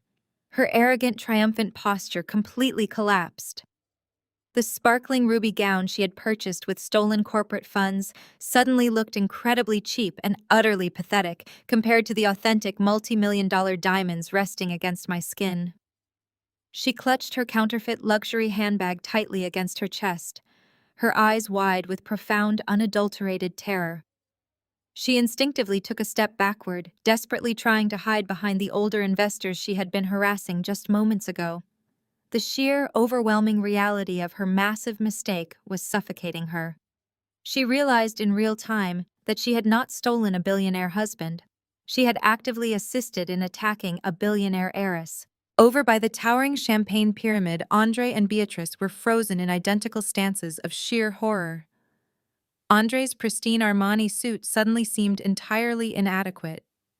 As a man who prided himself on understanding the complex flow of high-level capital, his analytical brain was actively short-circuiting. He stared at Harrison Caldwell, the owner of Apex Holding, and then stared at me, the sister-in-law he had aggressively mocked and legally threatened less than 24 hours ago. Andre's jaw tightened as the catastrophic truth finally locked into place. The $200 million lifeline he needed to hide his massive offshore embezzlement was controlled entirely by the woman he had just forcefully evicted. Beatrice covered her mouth with her trembling hands, her ostentatious jewelry looking utterly ridiculous in the presence of true generational wealth. My father and I did not rush. We walked with slow, deliberate, agonizing precision directly down the center of the parted crowd. Every single click of my designer heels echoing against the marble floor served as a rhythmic, terrifying countdown for the parasites watching my approach. I did not break eye contact with Jason. I let him suffer through every grueling second of my entrance. I wanted him to feel the overwhelming, undeniable power dynamic violently shifting. He was no longer the arrogant chief executive officer ruling a logistics empire. He was just a terrified, abusive criminal standing in a puddle of spilled champagne, helplessly watching his absolute destruction, walking gracefully toward the main stage. My father and I reached the center of the grand ballroom, stopping mere feet away from the shattered crystal glass lying in the puddle of spilled champagne. The heavy silence in the room was absolute, pressing down on the terrified executives like a physical weight. Everyone waited with bated breath for Harrison Caldwell to speak, assuming he was about to address the board of directors and officially commence the funding ceremony. Instead, the fragile quiet was violently shattered by the sharp, erratic clicking of red designer stilettos stomping aggressively across the marble floor. Naomi, entirely incapable of reading the profound shift in the room's power dynamic, marched directly into our path. Her face was flushed with indignant rage, completely fueled by her blinding narcissism and profound lack of basic situational awareness. She had spent the entire day parading around the logistics startup as the undisputed queen of the corporate hierarchy, and her fragile ego simply refused to accept that her ultimate moment of glory was being hijacked by the woman she had personally thrown out into the street. She firmly planted herself directly between me and the main banquet table, crossing her arms tightly over her sparkling ruby gown. She glared at me with an expression of pure, unadulterated hatred. She genuinely believed I had somehow snuck past the velvet ropes just to beg Jason for financial mercy in front of his wealthy investors. She looked at my father, completely failing to recognize the most powerful financial titan in the city, and foolishly assumed he was just some wealthy sugar daddy I had desperately acquired to fund my entrance into the gala. Naomi threw her head back and let out a sharp, mocking laugh that grated against the sophisticated atmosphere of the ballroom. She raised her voice deliberately, projecting her shrill tone, so the surrounding venture capitalists and board members could hear every single word. She pointed a perfectly manicured finger directly at my face, her acrylic nail hovering just inches from my nose. She loudly demanded to know how I had managed to infiltrate a highly exclusive corporate event. She announced to the horrified crowd that I was nothing but Jason's pathetic homeless ex-wife, a desperate leech who had finally been evicted from his life so he could move on with a much younger, far more brilliant partner. She aggressively waved her hand toward the perimeter of the room, loudly snapping her fingers at the private security guards standing near the catering stations. She commanded them to immediately step forward and throw me out of the building. She proudly introduced herself as the Vice President of Communications, arrogantly claiming that she possessed the absolute unilateral authority to dictate the guest list for this monumental $200 million signing ceremony. The elite investors standing nearby physically recoiled in profound disgust. The board members exchanged looks of sheer, unmitigated horror. They were seasoned corporate veterans who instantly recognized the catastrophic social and professional suicide unfolding right in front of their eyes. Naomi was actively screaming at the personal companion of the very billionaire who held their entire financial future hostage. I did not flinch. I did not step back. I kept my posture impossibly rigid, looking down at Naomi with the exact same cold, clinical detachment a scientist might reserve for a particularly repulsive insect. I did not need to lower myself to her pathetic level of verbal altercation. I simply allowed the deafening, mortified silence of the surrounding crowd to amplify her spectacular public humiliation. Harrison Caldwell stepped forward, placing himself slightly in front of me. His imposing physical presence immediately forced Naomi to take an unsteady step backward. My father did not shout. He did not raise his voice or match her hysterical energy. He simply let a look of absolute lethal disgust wash over his aristocratic features. He turned his head slightly toward the massive security detail stationed around the perimeter of the room. His voice boomed across the silent hall, echoing off the crystal chandeliers with terrifying, indisputable authority. "Security," Harrison commanded, his tone dropping the temperature of the room to absolute zero. "Remove this frantic janitor from my daughter's sight." The word daughter struck the ballroom like a physical shockwave. A loud collective gasp erupted from the circle of venture capitalists and board members. The terrifying truth instantly rippled through the crowd. I was not a desperate, discarded wife. I was Clara Caldwell. The elite security contractors did not hesitate for a single fraction of a second. Two massive guards in tailored black suits surged forward from the shadows, closing the distance instantly. They flanked Naomi, gripping her bare arms with brutal, uncompromising professional efficiency. Naomi let out a piercing shriek of pure outrage as her feet were physically lifted off the polished marble floor. She kicked and thrashed violently, her red designer stilettos flying off her feet and clattering uselessly against the ground. She screamed for Jason to save her, demanding that her powerful billionaire boyfriend intervene and stop this massive indignity. Jason did absolutely nothing. He stood completely frozen in the puddle of his spilled champagne, his eyes wide with a horrific, paralyzing terror. He watched his shrieking mistress being dragged forcefully backward through the parted crowd, her counterfeit luxury handbag spilling its contents across the ballroom floor. The heavy gold doors swung open, and the guards unceremoniously hurled Naomi out into the cold corridor, sealing the massive door shut behind her. The physical extraction took less than 30 seconds, resulting in the most immediate, deeply satisfying public humiliation I had ever witnessed. Jason's breathing became shallow and incredibly rapid. His chest heaved beneath his custom velvet tuxedo as the full, devastating reality of his massive miscalculation permanently locked into place. The pieces of the puzzle rapidly connected inside his terrified mind. Apex Holding, Harrison Caldwell, Clara Caldwell. He finally realized that he had spent the last 5 years viciously abusing the sole heiress to the exact financial empire he was currently begging for survival. He was staring directly at his own absolute executioner, and he was completely out of time to run. Jason's survival instincts finally overrode his paralyzing shock. The sheer desperation to save his crumbling $500 million empire forced his legs into motion.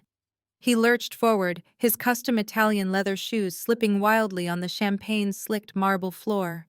He lost his balance completely, his arms flailing as he stumbled and fell hard onto his knees.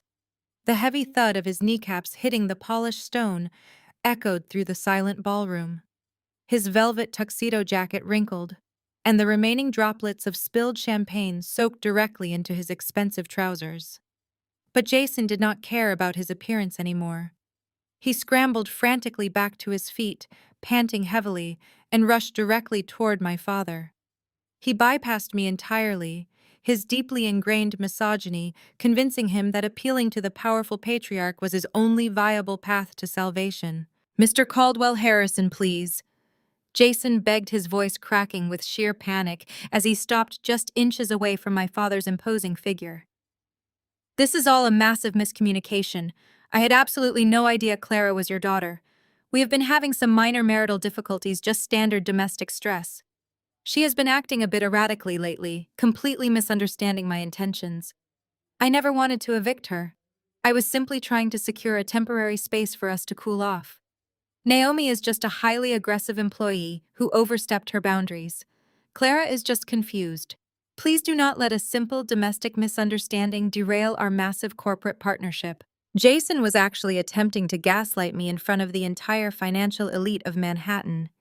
He stood there sweating profusely, actively trying to paint me as a hysterical, emotionally unstable wife who had blown a minor marital squabble completely out of proportion. He genuinely believed that if he used the right corporate buzzwords, he could convince a Wall Street billionaire to ignore the brutal physical abuse and proceed with the $200 million capital injection. He thought the male-dominated financial hierarchy would protect him. Harrison Caldwell did not move a single muscle. He looked down at Jason with an expression of such profound, icy contempt that it made the surrounding venture capitalists physically step backward. My father did not dignify Jason's pathetic rambling excuses with a verbal response. He simply shifted his gaze to me, yielding the floor entirely to my authority. This was my execution to perform. I stepped forward, moving smoothly into the exact space between my father and my abusive husband. The heavy silk of my Tom Ford gown brushed against Jason's ruined velvet trousers. I did not shout. I did not raise my voice or match his frantic, sweating energy. I projected the absolute chilling calmness of a senior forensic data analyst who had already solved the entire equation. I raised my hand slightly, signaling to the lead security contractor standing just behind us. The towering guard immediately stepped forward, carrying a massive, heavily reinforced black leather briefcase. He opened the custom biometric locks and handed me the contents. It was a physical manifestation of their absolute destruction. A massive 500-page bound dossier containing every single piece of extracted offshore data. Every forged tax return, every illicit wire transfer, and the complete audio transcription of the brutal physical assault. The thick binder was incredibly heavy, containing the undeniable proof of both federal corporate fraud and aggravated domestic violence. I held the massive dossier in my hands for a brief moment, letting Jason stare at the thick stack of paper. His eyes darted nervously between the black binder and my face. Beatrice, his greedy sister, had pushed her way to the front of the crowd, her face a mask of absolute horror, as she realized the gravity of the situation. I turned slightly toward the main banquet table, where the executives and board members had been standing just moments before. With a smooth, deliberate motion, I tossed the massive 500-page dossier directly onto the center of the table. The heavy binder hit the polished wood with a loud, resounding thud that rattled the expensive crystal champagne flutes and sent a shockwave through the dead, silent ballroom. "There are no misunderstandings, Jason," I stated, my voice echoing crisply across the silent hall. "Only data." Jason stared at the thick black binder as if it were a live explosive device. The color drained from his face for a second time, leaving him looking hollow and completely terrified. He reached out a shaking hand toward the table, but he did not dare touch the dossier. The senior board members of his logistics startup leaned in closer, their eyes widening as they recognized the official Apex Holding audit seal stamped directly onto the front cover of the binder. They instantly knew that a document of that massive size delivered by the lead auditor of their acquiring company contained nothing but catastrophic corporate news. "You see, Jason?"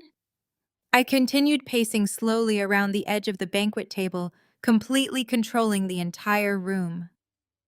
"You assumed I spent the last 5 years staring blankly at spreadsheets while you conquered the business world. You assumed my silence was a symptom of weakness and submission. You failed to realize that silence is the absolute required condition for meticulous data collection.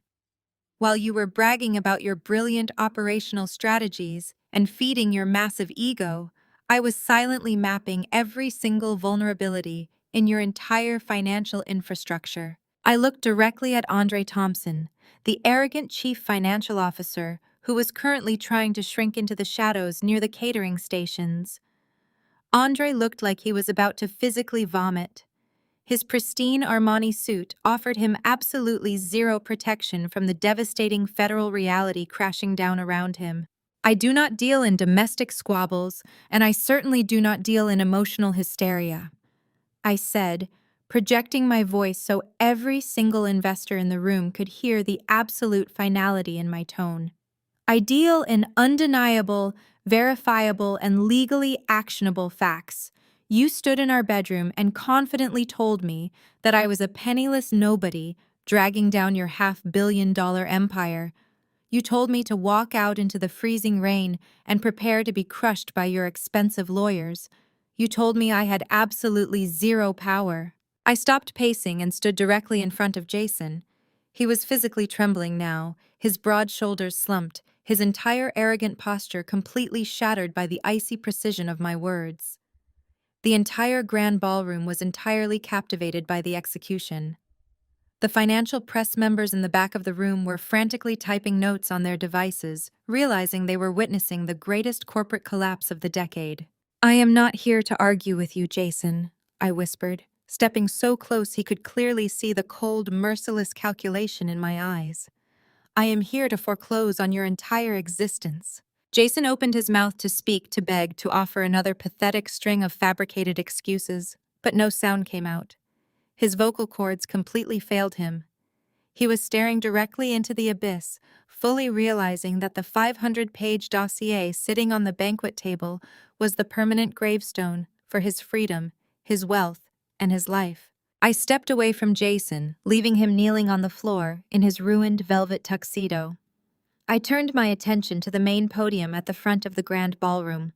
The podium was draped in expensive gold silk, specifically set up for the highly anticipated signing ceremony.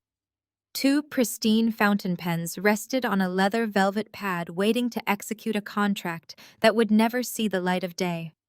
I walked up the 3 short steps to the stage, the heavy silk of my gown trailing smoothly behind me.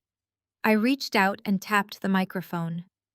The sharp, resonant sound echoed perfectly through the cavernous room, immediately commanding the absolute attention of every single person present.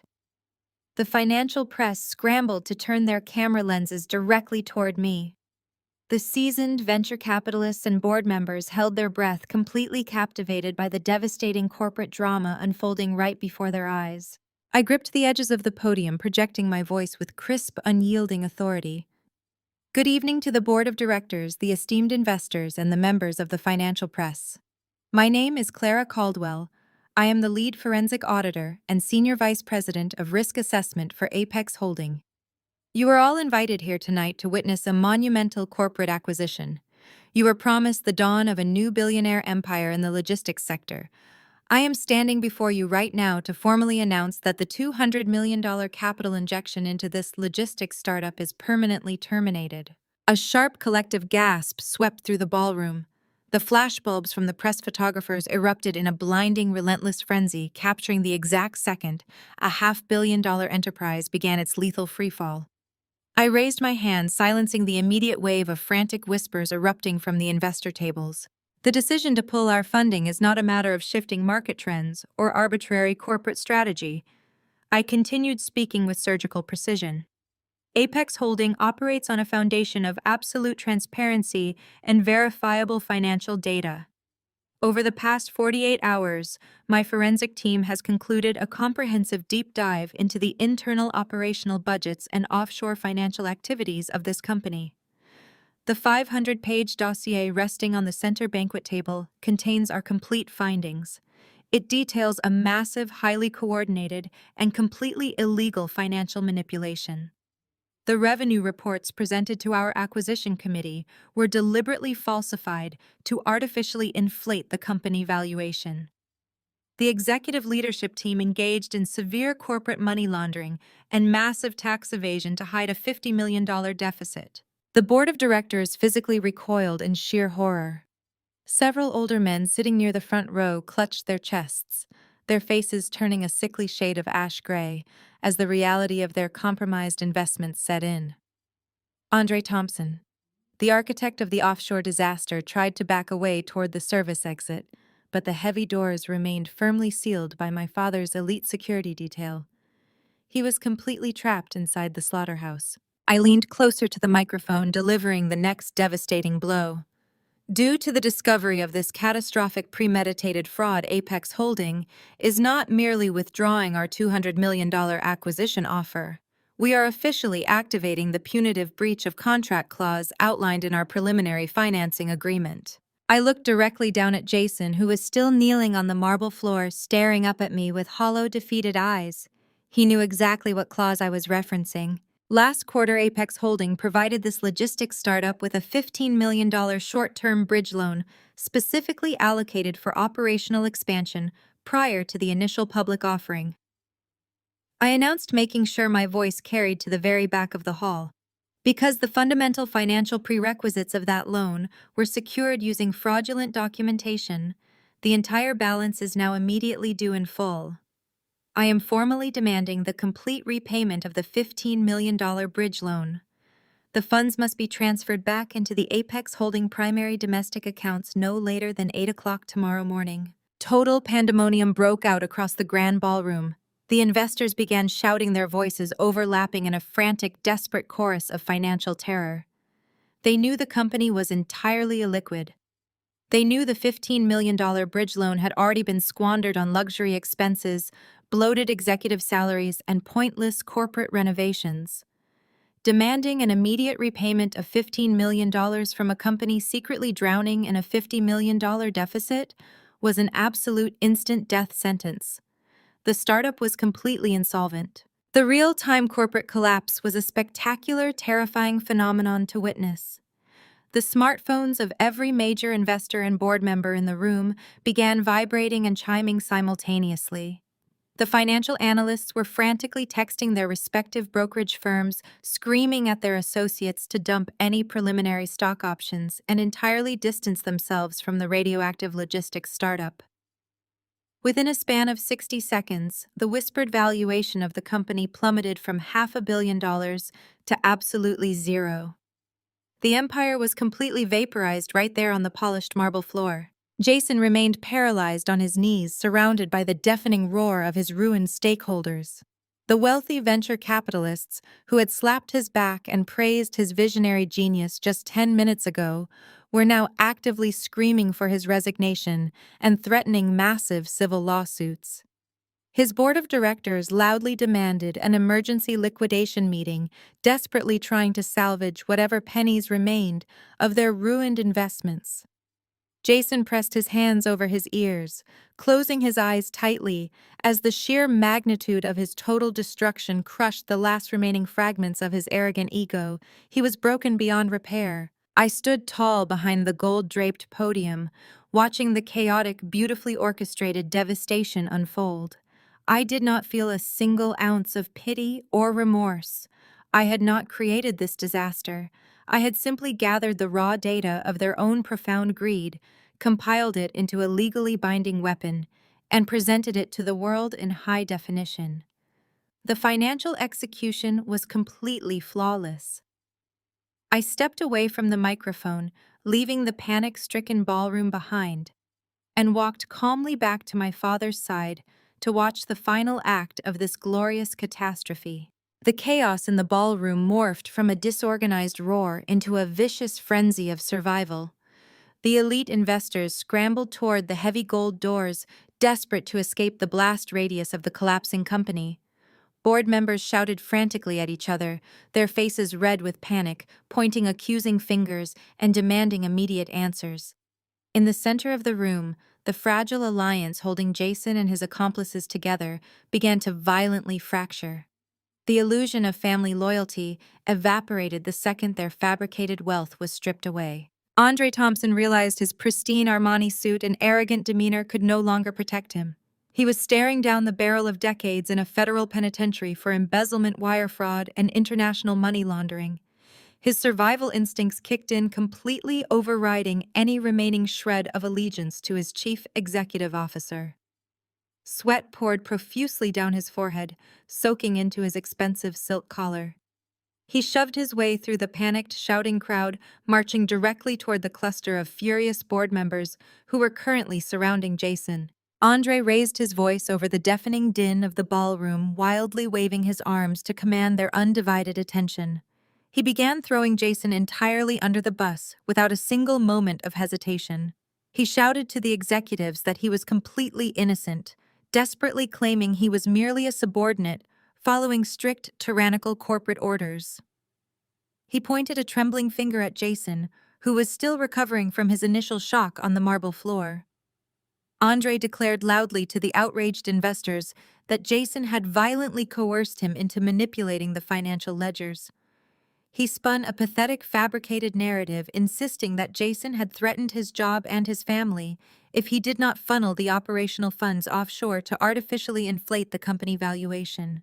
He painted himself as a helpless victim held hostage by a megalomaniac who demanded fraudulent metrics at any cost. Jason scrambled to his feet, his velvet tuxedo ruined by the spilled champagne, his eyes wide with absolute disbelief as his own brother-in-law actively fed him to the wolves. Jason screamed back, his voice cracking with rage. He called Andre a liar, a thief, and an incompetent fool, furiously denying the allegations while trying to salvage whatever tiny fraction of his credibility remained. The two men stood inches apart, their faces contorted with pure, unadulterated hatred, practically spitting venom at each other as they desperately tried to shift the federal blame. They were acting exactly like cornered rats willing to tear each other to pieces just to survive a few seconds longer. I stood safely next to my father, calmly observing the animals fiercely biting each other inside the sinking cage. I pulled my secure smartphone from my clutch.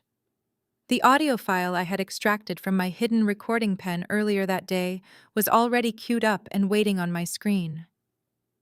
I did not need to shout to win this argument. I simply needed to deliver the final crushing blow.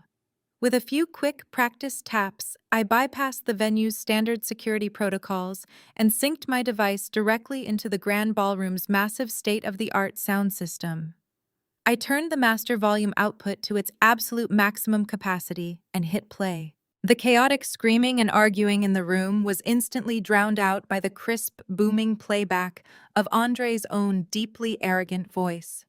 The high-definition audio echoed powerfully off the crystal chandeliers and the marble walls, making it utterly impossible for anyone to ignore.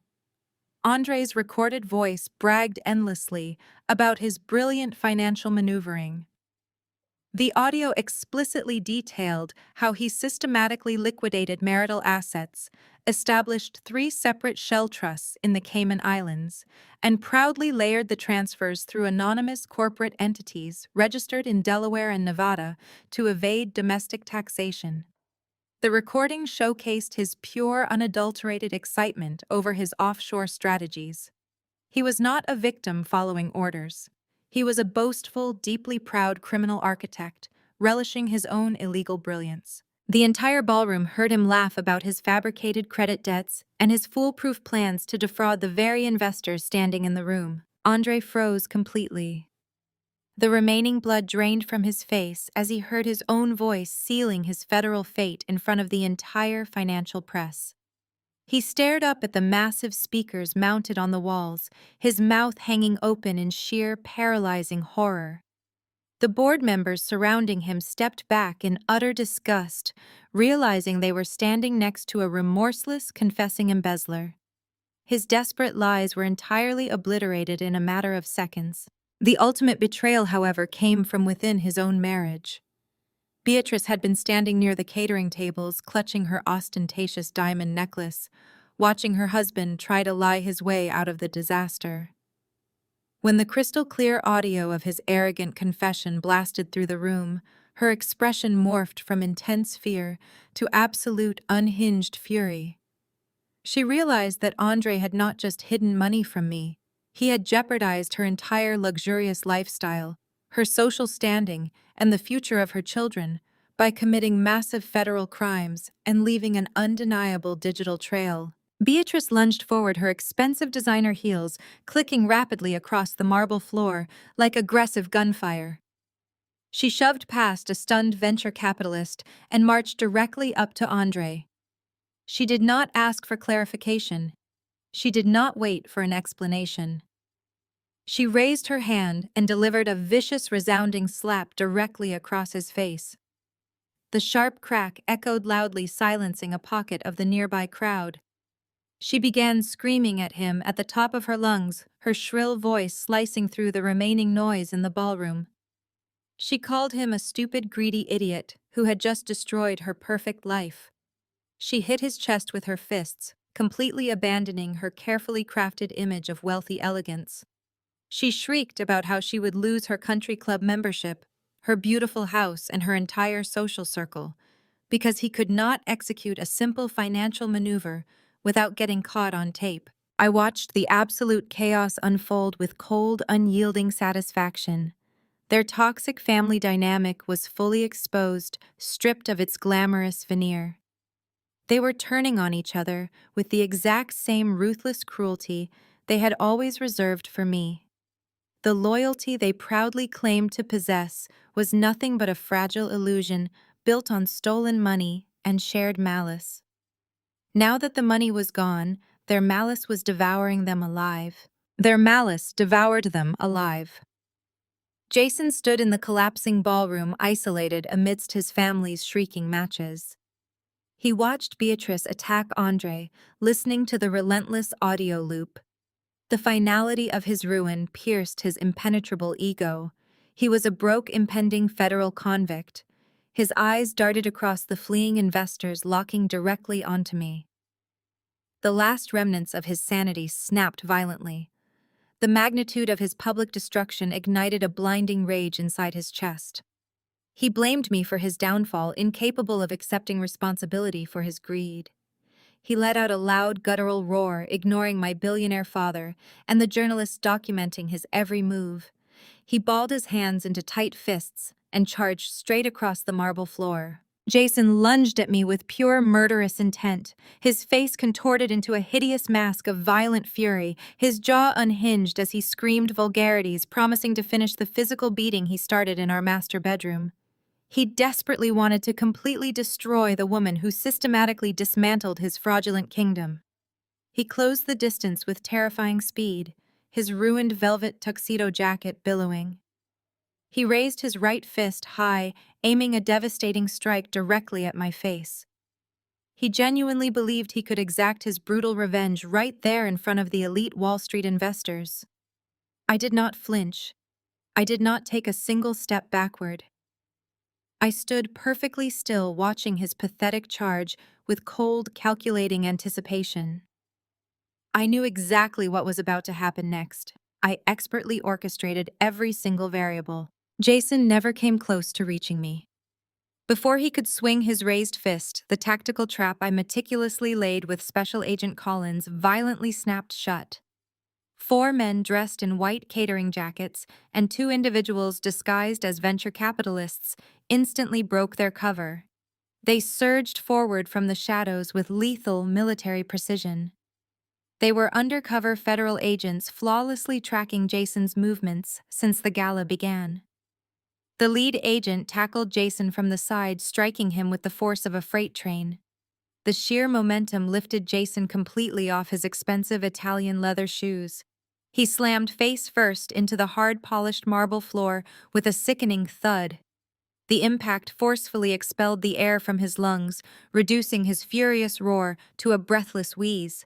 Sharp pieces of shattered crystal dug deeply into his custom suit. 2 federal agents immediately descended upon him, driving their heavy knees ruthlessly into the center of his back to pin him flat against the cold stone. They grabbed his flailing arms, twisting them sharply behind his back with uncompromising professional force. The loud metallic click of heavy steel handcuffs ratcheting tightly around his wrists echoed sharply, slicing cleanly through the chaotic noise of the ballroom. Jason thrashed wildly against the floor, kicking his legs and screaming in sheer panic, completely unable to comprehend how his glorious signing ceremony instantaneously morphed into a brutal federal arrest. He strained his neck, pressing his bruised, bleeding cheek against the wet marble, and glared up at me with eyes full of terrifying, impotent rage. The agents held him down effortlessly, neutralizing his physical threat. The financial journalists and press photographers, initially paralyzed by the sudden eruption of violence, snapped back into action. They realized they were no longer just covering a massive corporate bankruptcy and a dramatic executive fraud scandal. They were actively documenting a violent physical assault unfolding directly in front of the apex-holding billionaire patriarch. The press corps rushed forward, creating a tight semicircle around the scene. Massive television cameras pivoted sharply, their bright red recording lights glowing ominously. Hundreds of high-definition flashbulbs erupted in a blinding strobe effect, casting harsh white light across Jason's humiliated, pinned form. They captured every pathetic angle of the disgraced chief executive officer writhing helplessly in a puddle of spilled champagne. The reporters shouted frantic questions, demanding statements entirely hungry for the climax of this historic corporate massacre. This was my final strategic maneuver. The financial ruin was complete, but the moral execution required one last piece of undeniable damning evidence. I stepped deliberately toward the frantic wall of flashing cameras, ensuring I commanded the center of every focal lens in the grand ballroom. I turned my back directly toward the aggressive line of press photographers and the surrounding board of directors. I reached behind my neck, my fingers finding the hidden silk clasp securing the high-structured cowl of my custom Tom Ford gown. With a single downward motion, I unfastened the latch and let the heavy black fabric drape dramatically down to my waist. I stood perfectly straight, under the intensely bright spotlights, deliberately exposing my severely beaten bare back to the entire watching world. The bright white medical bandages covering my skin were starkly visible against the dark silhouette of the dress. The heavy gauze barely concealed the savage, brutally stitched whip marks crisscrossing my shoulder blades. The raw, jagged edges of the deep lacerations Jason had violently inflicted just hours prior peeked out from the edges of the medical tape, angry and red. The horrific physical evidence of his domestic savagery was broadcast instantly, in flawless high-definition detail. A profound, collective gasp of horror sucked the remaining oxygen directly out of the grand ballroom. The clicking of the camera shutters doubled in speed, the blinding flashbulbs reflecting off the trauma, etched permanently into my skin. The narrative shifted instantly and irrevocably. The wealthy investors and corporate media witnessed the horrifying truth. Jason Cole was not just a greedy corporate embezzler, he was a savage, remorseless monster who brutally whipped his wife for a fraction of a fabricated illusion. I turned my head slightly, looking over my exposed shoulder to stare down at Jason. He lay pinned against the cold marble, completely silenced by the horrific public exposure of his darkest, most violent secret. His absolute destruction was finally complete. Special Agent Collins confidently stepped directly into the glaring perimeter of the flashing press cameras. He did not shield his face from the press. He wanted the entire financial world to witness the uncompromising power of federal law enforcement. He looked down at Jason, who was still gasping for air against the cold marble floor, a pathetic broken shell of a man. Two armed tactical agents hauled Jason roughly to his feet, yanking his arms upward to secure the heavy steel cuffs. His ruined velvet tuxedo tore at the shoulder seam, a fitting symbol of his shredded corporate facade. Jason Cole. Agent Collins announced, his voice carrying the lethal weight of absolute governmental authority. You are under arrest.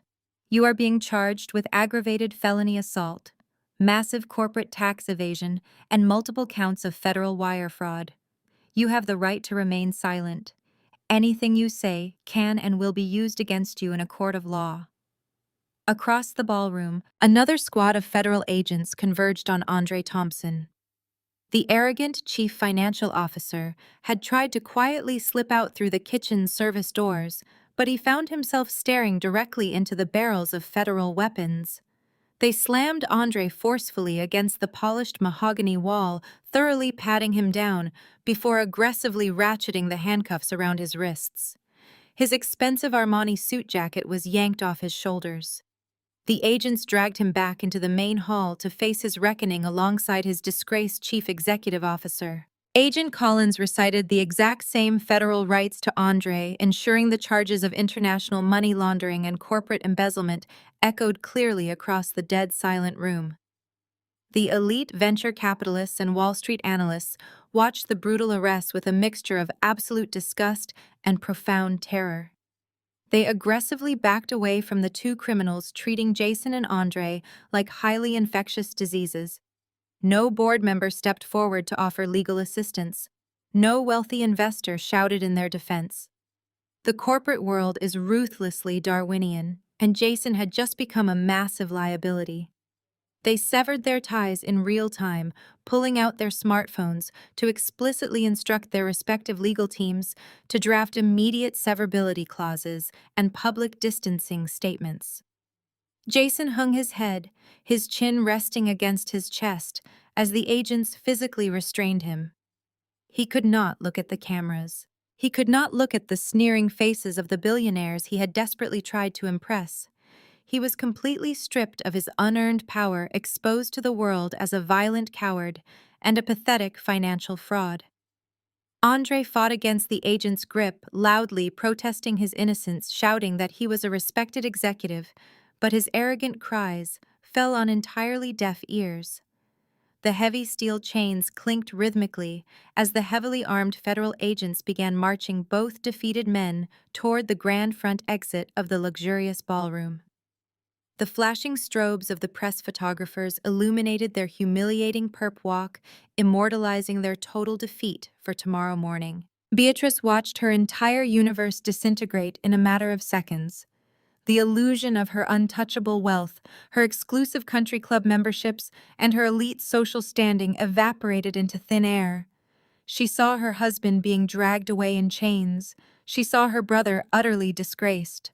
The devastating reality of federal asset forfeiture suddenly struck her. The government would seize her mansions, her luxury cars, and her offshore bank accounts. She would be left with absolutely nothing. Panic consumed her completely. She abandoned every single shred of her carefully cultivated aristocratic dignity. She shoved her way past the stunned investors and threw herself directly onto the champagne-soaked marble floor. She wildly lunged forward on her knees, her trembling hands desperately grabbing massive handfuls of my heavy black silk Tom Ford gown. She yanked on the expensive fabric, completely uncaring that she was kneeling in spilled alcohol and shattered crystal. Tears streamed down her face, ruining her meticulous designer makeup.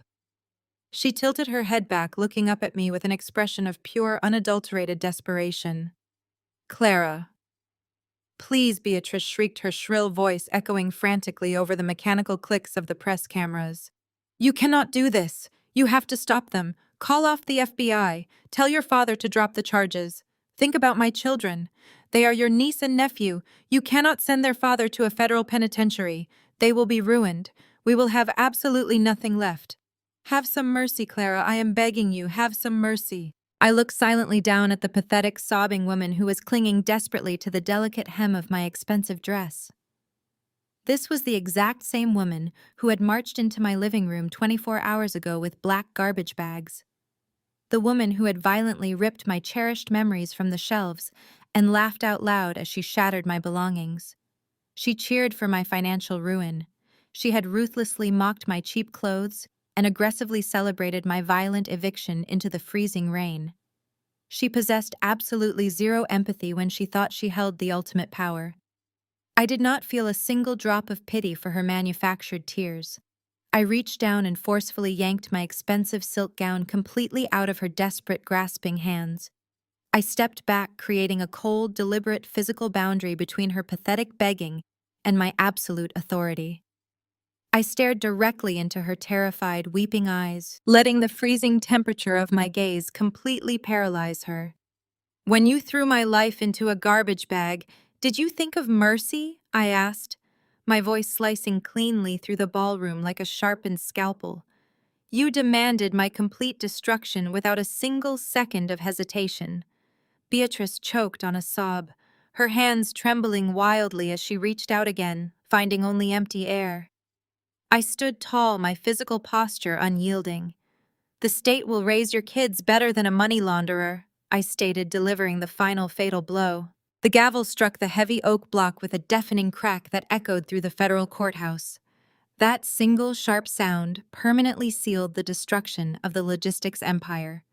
The swift and brutal justice system of the United States government did not offer any leniency for arrogant men who thought they could outsmart the Securities and Exchange Commission. The highly publicized trial lasted exactly 14 days.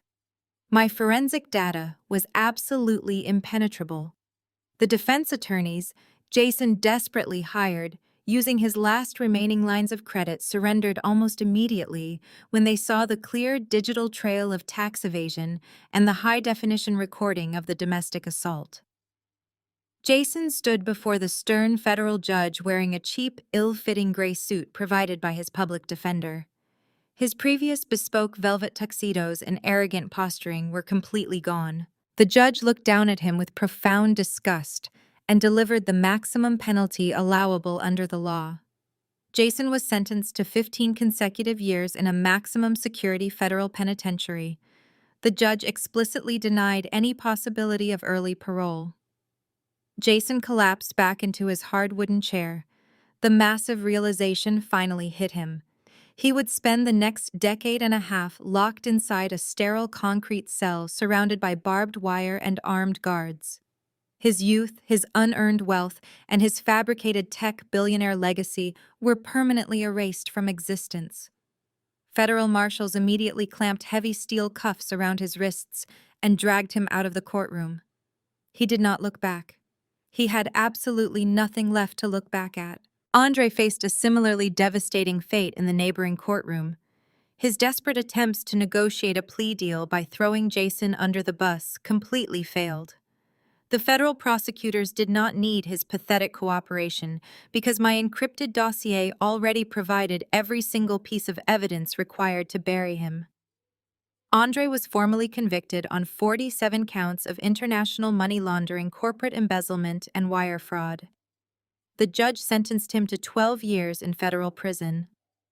The slick, confident chief financial officer who proudly marched into my home wearing a custom Armani suit was stripped of his expensive clothes and forced into a standard-issue bright orange jumpsuit. The government systematically dismantled his complex web of Cayman Island shell corporations, seizing every single stolen dollar and returning the capital directly to the defrauded investors. Andre lost his freedom, his professional license, and his entire identity. He was reduced to a simple inmate number in a massive federal database. His arrogant belief that he could outsmart the global banking system ended with him staring blankly at the iron bars of a federal holding facility. His corporate dominance was replaced by the harsh, violent reality of federal incarceration. The blast radius of the corporate collapse completely incinerated Naomi.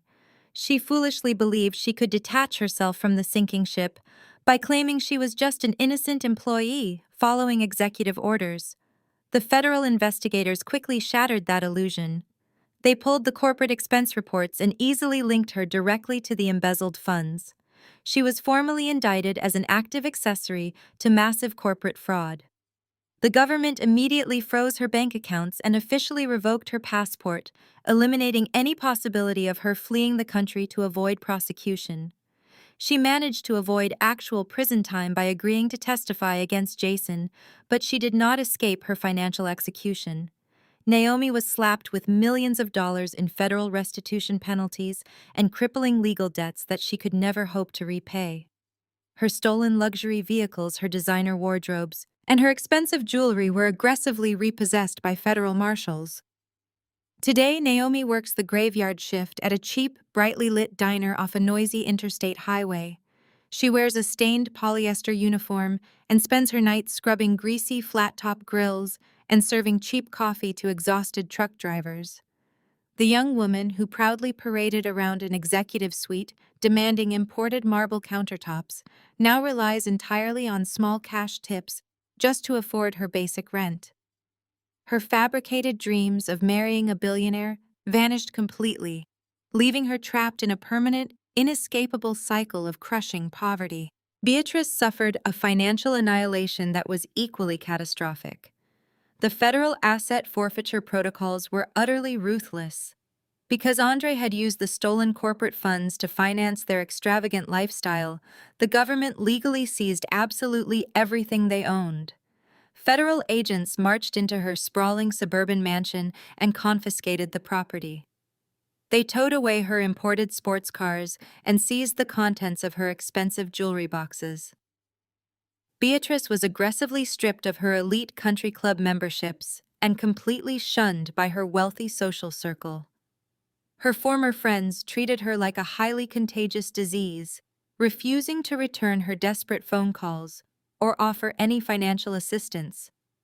With her husband locked in a federal penitentiary and her bank accounts frozen by the authorities, Beatrice was forced to formally declare total bankruptcy. The woman who haughtily threw my personal belongings into black garbage bags and mocked my taste was brutally evicted from her own life. She had to pack her remaining cheap clothes into cardboard boxes and move her family into a tiny, dilapidated trailer park on the absolute outskirts of the city. She currently lives in a cramped, rusting metal box with peeling linoleum floors and a leaking roof. She spends her days clipping grocery store coupons and waiting in long lines at the local food bank, constantly looking over her shoulder to see the judgmental stares of her new neighbors. Her previous arrogance and vicious cruelty ultimately bought her a one-way ticket to absolute squalor.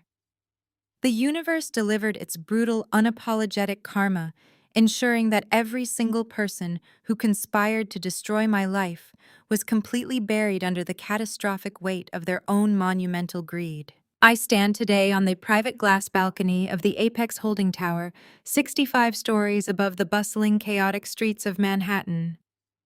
The crisp, freezing morning wind whips aggressively around me, but I am perfectly insulated inside my heavy, tailored cashmere coat. I hold a small, delicate porcelain cup of dark, bitter espresso, letting the rich heat radiate through my palms and ground me entirely in the present moment. Far below my feet, the city moves in a relentless, synchronized rhythm. The yellow taxis look like tiny, insignificant insects, and the towering corporate headquarters of rival logistics firms seem incredibly small and fragile from this breathtaking, elevated vantage point. This is my absolute kingdom. This is the financial empire I rightfully inherited, fiercely protected, and masterfully expanded. I take a slow, deliberate sip of my espresso, allowing myself a rare, profound moment of undisturbed tranquility. The violent, turbulent storm that completely consumed my past is permanently over, replaced by the quiet, unshakable stability of total command. I close my eyes and let my mind wander back to that horrific night in the suburban master bedroom. I can still vividly recall the exact rough texture of the blood-stained cream carpet pressing harshly against my bare knees. I can clearly remember the suffocating sweet smell of stale wine on Naomi's breath and the heavy, terrifying swoosh of Jason's leather belt violently slicing through the air. In that exact moment of profound physical agony and severe emotional humiliation, I was completely supposed to break. Society expects the abused, discarded wife to shatter into a million irreparable pieces. They fully expected me to scream, to beg for mercy, and to desperately bargain for a miserable fraction of my own dignity. But I absolutely refused to give them the satisfaction of my destruction. I chose a vastly different path. I chose the path of the silent, calculating predator. The greatest, most destructive lie we are ever taught is that volume equals power. We are heavily conditioned to believe that when we are brutally attacked, we must immediately strike back with explosive emotional anger. We are told to yell, to argue, and to desperately defend our honor in the heat of the agonizing moment. But screaming only feeds the narcissist. Arguing only provides your abuser with the exact emotional validation they deeply, pathetically crave. It hands them the precise roadmap to your deepest vulnerabilities. When you react emotionally, you are playing entirely by their rules on their specifically chosen battlefield. I realized long ago that true, insurmountable power resides in absolute, unwavering silence. Silence is an invisible, impenetrable shield. It actively starves the abuser of their desired reaction, and more importantly, it provides you with the perfect, undisturbed cover to meticulously gather your ammunition. While Jason and Andre loudly bragged about their brilliant corporate strategies and their untouchable offshore bank accounts, I was quietly collecting every single data point. I turned my physical pain into a highly calibrated tracking mechanism.